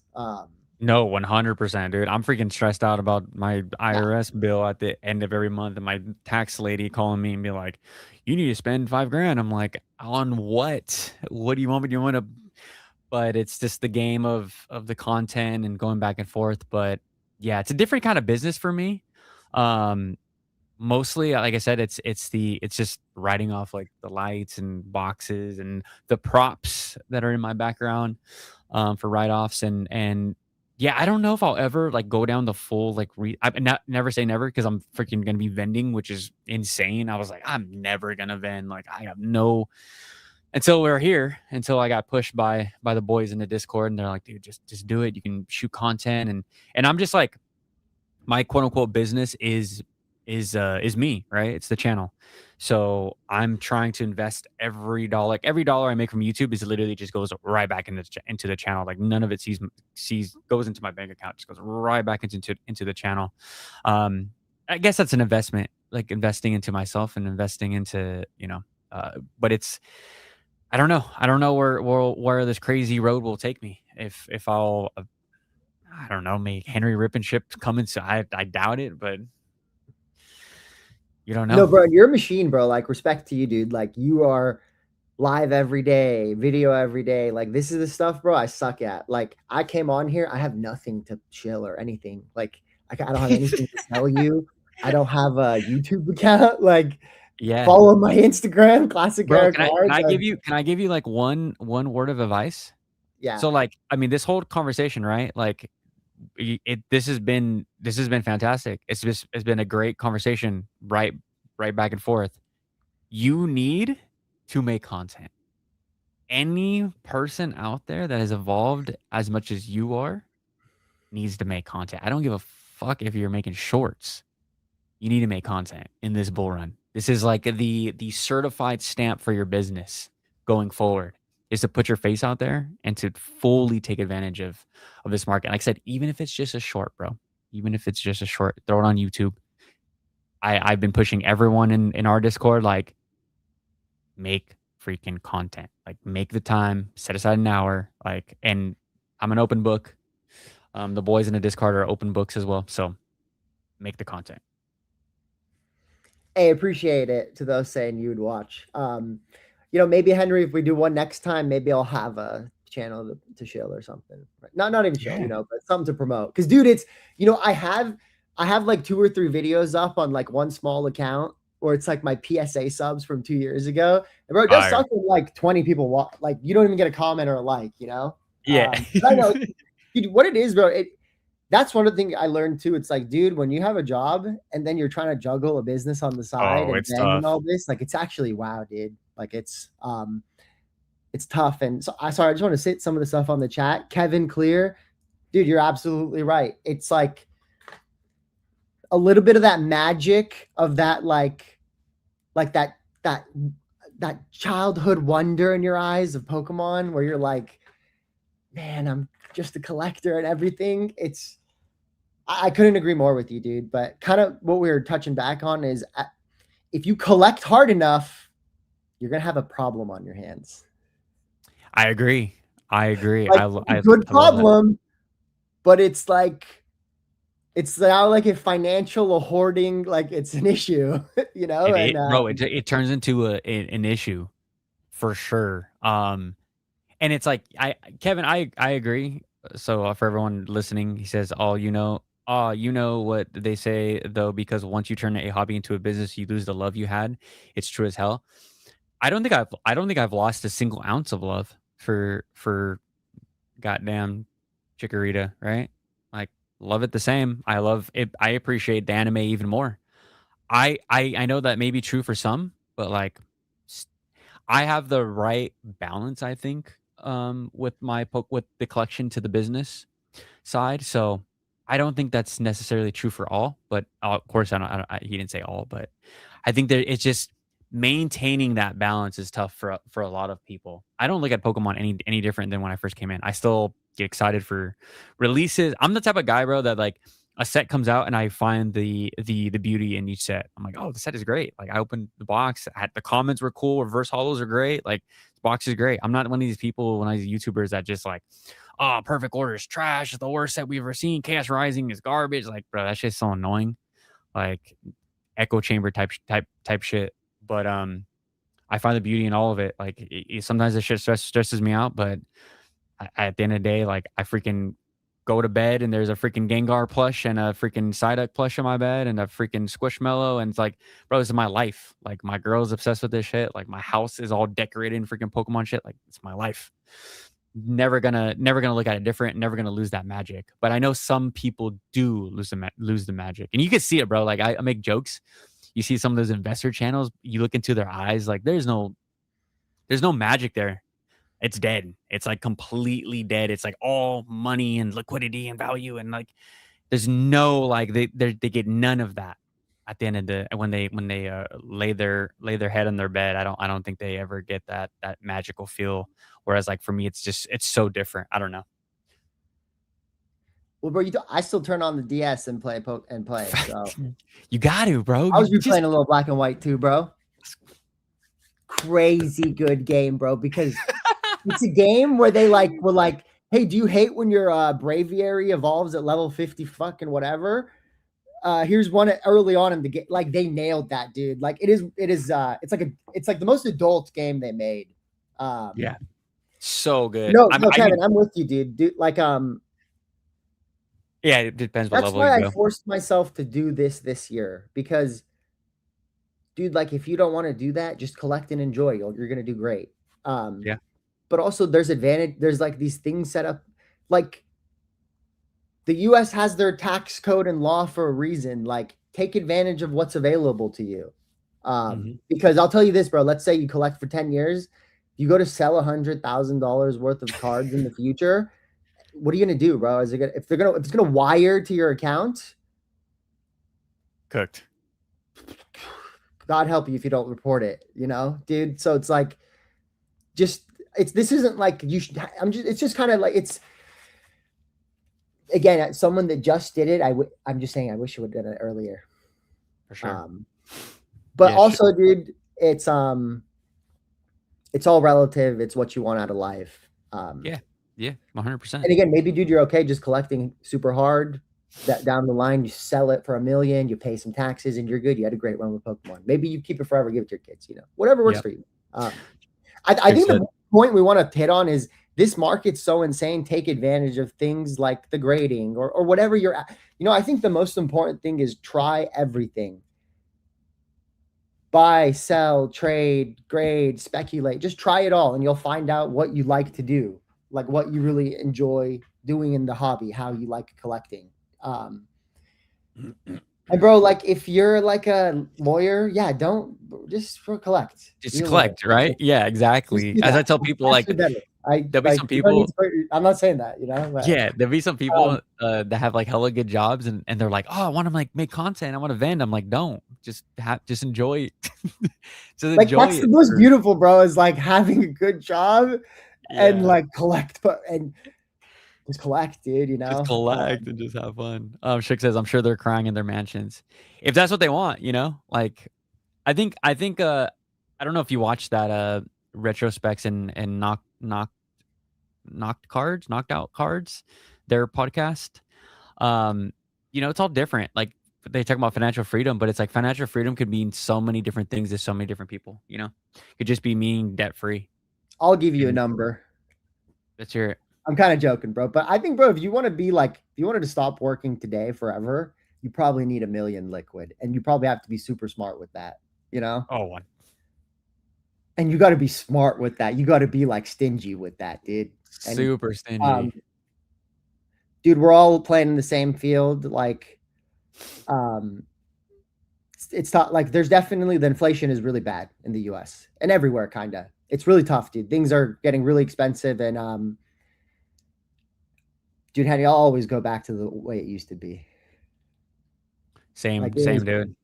I like understand the opportunity, and I say the entire spew of words I just spewed out for the past an hour and 42 minutes, right? But I would snap my fingers and I'd go back to me being able to grab cards and like open cards and do it all over again. Again, this is just my story. I love the grind up to where my collection is at today and where the channel is at today. If I could go back to 5 years, dude, be glorious. Yeah, hold on, let me show you guys some stuff. Hold on, let me. So it says Kevin in California. Like carcasses, dude, like this is what it used to be, bro. Like, and I kept these just for the memories, but it's like carcasses of Sword and Shield boosters. Like, you would buy these for $90. You'd rip a whole booster. It was great, man. It was great. I got some Evolving Skies loose. That just hurts, but I think $1 million will get. Someone said in California, but you guys gotta remember the average American salary is like $56K, $50K average. I mean, there's way lower. I mean, that's an average. $1 million you'll be fine. You'll be absolutely fine. You gave those that. No, dude, Unk's not wrong though. Like if you have a lifestyle, sure. You have a wife and kids. It's got to be 3. And like I said, I preface that of even that $1 million, you have to be really stingy and meticulous with it. It's bro, why do you think everybody has to pile their money into the stock market, whether you like it or not, through like a 401k or the pension manager does it or whatever? Like, you have to ride the wave because cash just loses value. So you it's like it is less risky to risk the money in the markets than to not risk it at all. Dude, I'm sure we all feel it. Like these numbers are skewed right now everywhere. It's the numbers are for sure skewed. I love listening to job reports and like PPI numbers and the CPI, freaking inflation, and all that stuff. There's a few YouTube channels I watch and like nerd out, but yeah, it's insane, and I'm gonna continue to invest in the Psyduck and Pikachu. It's just the safe. It's safe, and it's like, do you ever think it's a little bit of cope though? Like for me, I'm investing in these cute little creatures, and it's like a win-win for me. I'm like, you know what? This card goes down, 30%. Still have a cool card. Still enjoy the process. I'm chilling. But you don't really do that with like Nvidia stock. You're not No, it really like, sucks, bro. yeah, That it shit sucks. sucks. Shit sucks, dude. Because, dude, and this is what sucks about it. It's like, even when you hit a 10x, you're like, I should have put in more. Like, oh, like, and then it's like, then when you lose, it's like, it's just, you're never satisfied. It's kind of actually just what it is to be human. It's just, it's never enough. Like, and the loss feels worse than the win. And, dude, I took some notes on stuff. What was one I was wanted to touch on? I can't remember. It was kind of along the lines of just like rhetoric, and I don't even know. You want to take some questions? Do I hate tag or yeah, of course, dude. Yeah. So yeah, answer that one really quick. Do you hate tag? Do you like CGC? Dude, Are you? I am a PSA collector. I get the PSA hate. The biggest guy will always get the hate. I think what people don't kind of realize is how much more they're grading. So let's say like every grading company has a 0.1% error rate. Well, if you're grading 1.5 million cards a month, those errors are going to be out there more than if you're grading like 30K cards a month like tag.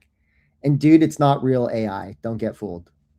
For I'm sure. not saying they're bad. I'm not saying whatever, but it's a little bit of like, oh, it's AI, whatever. I think a human actually needs to look at a card. And that's also where room for error comes in. Grading is not a perfect thing. It's kind of a game we all play, but I think end of the day, a human needs to look at the card because cards do have like certain eye appeal and certain things that again, a computer just, it won't see it all. So probably the best mix is a little AI with human. I try to just not get super opinionated on that's kind of what I was getting with rhetoric of like, I try to not get super opinionated on things of like, screw PSA. Yeah, them. It's like, dude, I am a PSA collector though, but it's kind of the same thing with scalpers. Like you're a scalper, but I'm not a scalper. It's like, dude, we all want cards. Like some people want to open it, some people want to hold it, some people want to flip it. Dude, it's like how do I say this? It's like there's things in life that just are the way they are, and it's like why hurt your own mental just being like scalper? It's like, yeah, dude, the world's super unfair. Like it's super imbalanced and unfair. And anything that has money involved, the creatures come out to play. So I don't try to be super opinionated.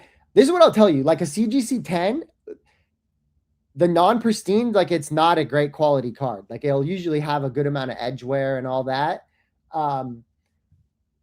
So I actually, even when I'm buying PSA cards, I don't buy a trash 9 or a 10. I look for like a clean copy under there. My theory is that maybe one day down the line, like there will be like, I think people are kind of like what NBA grading is, but I'm not saying them specifically, but people will be like, this is a strong 9, a weak 10. Because it kind of matters. If you're a collector, bro, there is discrepancies. The old vintage 10s the old vintage 10s that are selling for 200K, some of them look trash.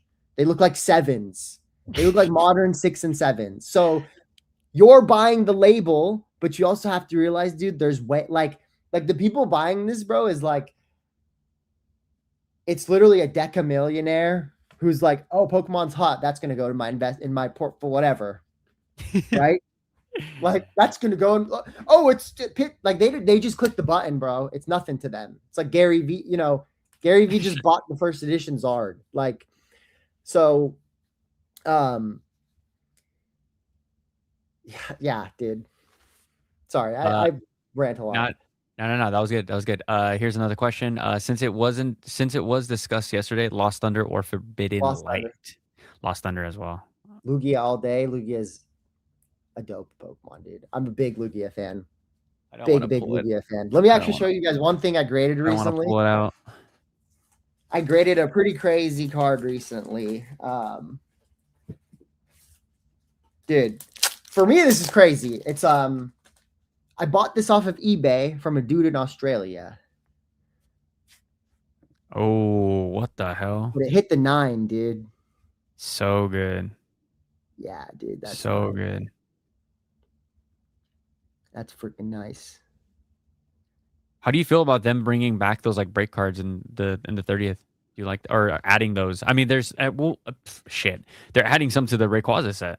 Did you see that? There's like some type of break cards. 2-piece cards. Do you see Kind that? of one thing I don't like about the hobby is how it's like, oh, a new Rayquaza set. Let's pump every Rayquaza. Like, it's so like short-minded and flippy. But I think it's again his like the cycle that keeps repeating, the self-fulfilling prophecy. So if they release break cards or like a new tag team, it's gonna rip. It's gonna rip because this hobby is just it's like one track minded. It's like By the it's like rumor, sell point the A to news. point B. Like it's dude, when you're in this long enough, you kind of just know what's going to happen in some ways. Now, I'm not saying it's to the Too T or easy. what, and you don't, and dude, sometimes you still don't make the play because you're just like, do I want to do that? Yeah. But Yeah, in the crypto, dude, it's I kind mean, of there just is in crypto there is like the buy the rumor, sell the news, but in Pokemon it's like to the T. Rayquaza coming out. Everyone hop on that Rayquaza train. It's all going up. Here's a question from Totodile. He says, Henry, have you seen the serialized Naruto cards? I have not. I have not. Have you seen them? bro. I'm glad this got brought up because I did want to talk about it. Um, it's kind of weird right now how there's Naruto Kaiu. Like Kaiu is the company that was making that like Naruto Mythos or something like that. Mhm. If you're talking about those serialized cards, I think continuity is a good thing. Like, I think it's good that Pokemon has been one company and it's been continuous like this. That's kind of why I don't like sports. I'm a sports fan. Too many SKUs, too many companies, too many retail box, hobby box, blah, blah, blah. That's why I was like, Fusion World makes sense. They're going to put all their eggs in this basket and it's going to have the continuum. I think the new Bandai Naruto TCG is the move. But I watched Naruto as an adult, Shippuden, all that. Stupid fire. It's stupid fire. So Stupid people fire. like, I hope there's dissenters and detractors, because I think a case of that first Naruto set is it's a speculation I want to take because with Romance Dawn, One Piece Blue Bottom, that's a $90,000 case. Too So it's easy. just like let time do the work. Let like IP strong Bandai's just Bandai has this blueprint right now that's working. Like whatever the blueprint is they have, it's working, and they're just copy pasting it into their TCGs. Not talking about Union Arena, but talking about Fusion World and One Piece. So I think I'm praying people are like, screw One Piece, or screw Naruto. It's not the same. Like I get it's not continuing still, and Boruto kind of sucks. I haven't seen it. Bro, you give us like a Damn. crate. Dude, you give us like a crazy Boruto's fire. That's crazy. is it? Okay, I won't hate I got that info from my buddy. Yeah, your buddy's bugging. All right, I'll watch a little bit of all right, I'll watch Boruto, bro. You got me. Bro. But bro, you give us an Itachi manga. Brother. You'll see the third channel from me pop up very soon. Naruto starts going crazy. And here's one last question. Thoughts on Japanese tag team cards? I don't do Japanese as much. Like I'm not as dialed in the market. It's interesting because I think the set cards, like the tag teams that you pull from sets, they have higher pops than English. I think it's going to do well, dude. For sure. I don't have like a super convicted take on this or that, but I think it's going to do well. I think the tag team gimmick or tag teams, and I think Sun and Moon is the pinnacle of modern. I agree. Like it is the I pinnacle of agree. modern because it's super unique. And the First time we've cohesion. ever gotten two Pokemon together. And and if you actually go and look at those cards, all the Pokemon go together. Like they're either both ghost types, Machamp and Mark, like they all go together, like they'd be together. So So that fire. combined with the border and the texture and everything. And then the most important part, they are 10 times rarer than Sword and Shield. So a lot of the tag team cards, it's about 2,000 or below pop, minus the promos, because the promos, some of the tin promos are pretty high pop.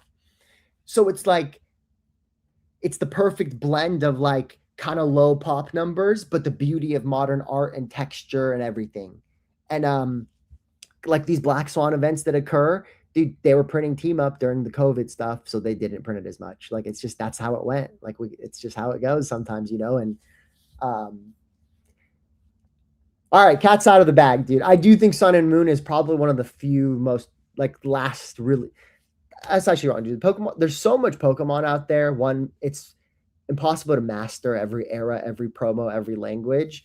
But Sun and Moon is like still valued really well to me. And you still see it Really at, well. at, at shows, bro. It's like it's still out there. And I'm You like, can damn, this find still card is you can find mint gradable copies often. for sure. All right, guys. Last two questions. Here's one from Jordan. But would you ever take in CGC or tag as a vendor? If it's the right card, yes. To crack and resubmit the PSA. I'm just kidding. Yes. All right. All right. Then one last question from Rish. Do you feel that even if PSA opens back up, they will be open for that long?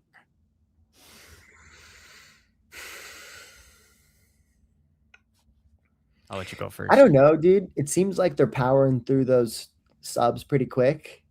Um,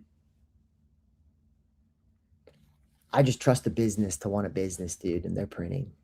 They're printing, dude. So I feel like it's all hands on deck. Like, get the janitor to come grade the cards.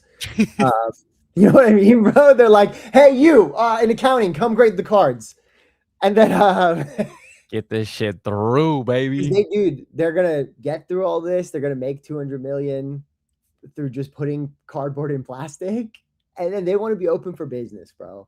And then, I don't know, bro. I hate being a PSA shill, but people disrespect him a Nah. little bit too much, bro. It's like, what other company, like what other grading company will give you an offer in the app to give you to just In the app. wow. In the app. What other so dude, here's why it's so crazy. And we're talking about this market, take advantage of it. You can find cards that are gradable, put them in a box, send them out. You never have to touch them again. The money gets into your bank account.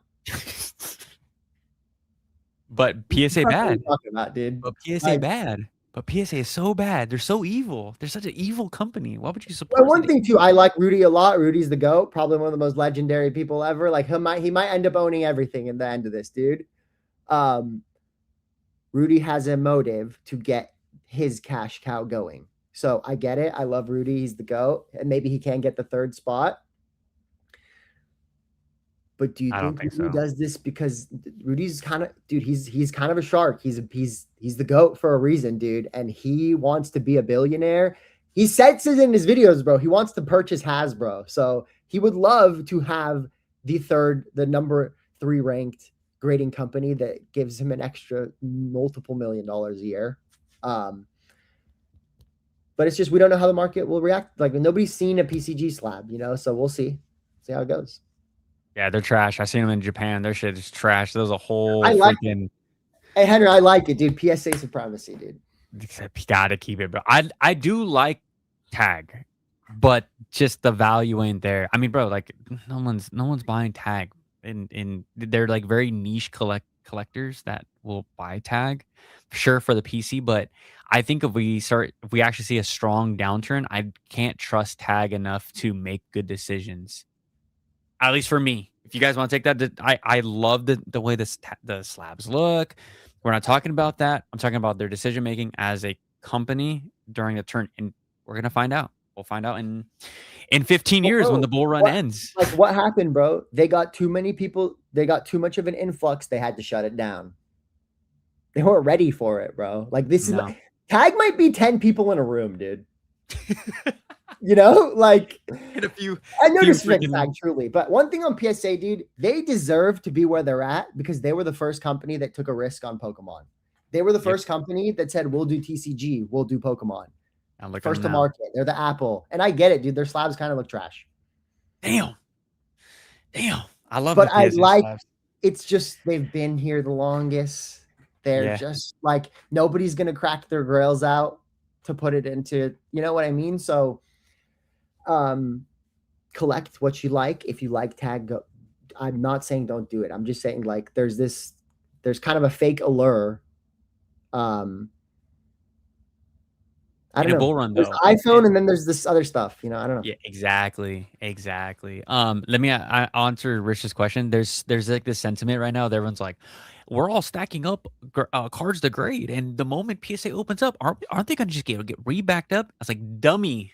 That's why they're in the position that they're in, and you're not. You're sitting at home speculating what your little 50 cards are gonna, your little 30 cards are gonna do to PSA, brother. They are prepared. There's 25 plus people that are, god damn it, freaking dog bargain. There's like 25 plus people in a boardroom discussing like big brain activity over there at PSA. Like your little 50 card submission isn't gonna do anything, dude. When they're investing all this extra money, they got the extra facilities going, like they're gonna be fine. Like Bro, there's a C-suite. There's a bunch of executives, business moguls. They're gonna make that 300 million and they're gonna reinvest it into more capacity at PSA, bro. Like we're chilling. We're um, chilling. It's like like I hate the narratives, dude. It's just so one thing too, annoying. bro, is like they protect you also. I know they mess up a card, they screwed all this stuff. Like there's like they also insure your stuff, dude. Like they will give you your money back. I don't know about these Yeah, I don't because know either. like I'm like they're not gonna like, dude. The people that are like they're cracking your car, and I'm like, bro, anything is possible in the world, but why would a cash cow machine scam you out of your even if they scammed you out of $1 million card? That's short thinking. Like they have a machine, dude. Like it's like the closest thing to a money printer. So easy. They're just putting cards in plastic, dude. Like why would they ruin that for even to scam you out of the Illustrator Pikachu?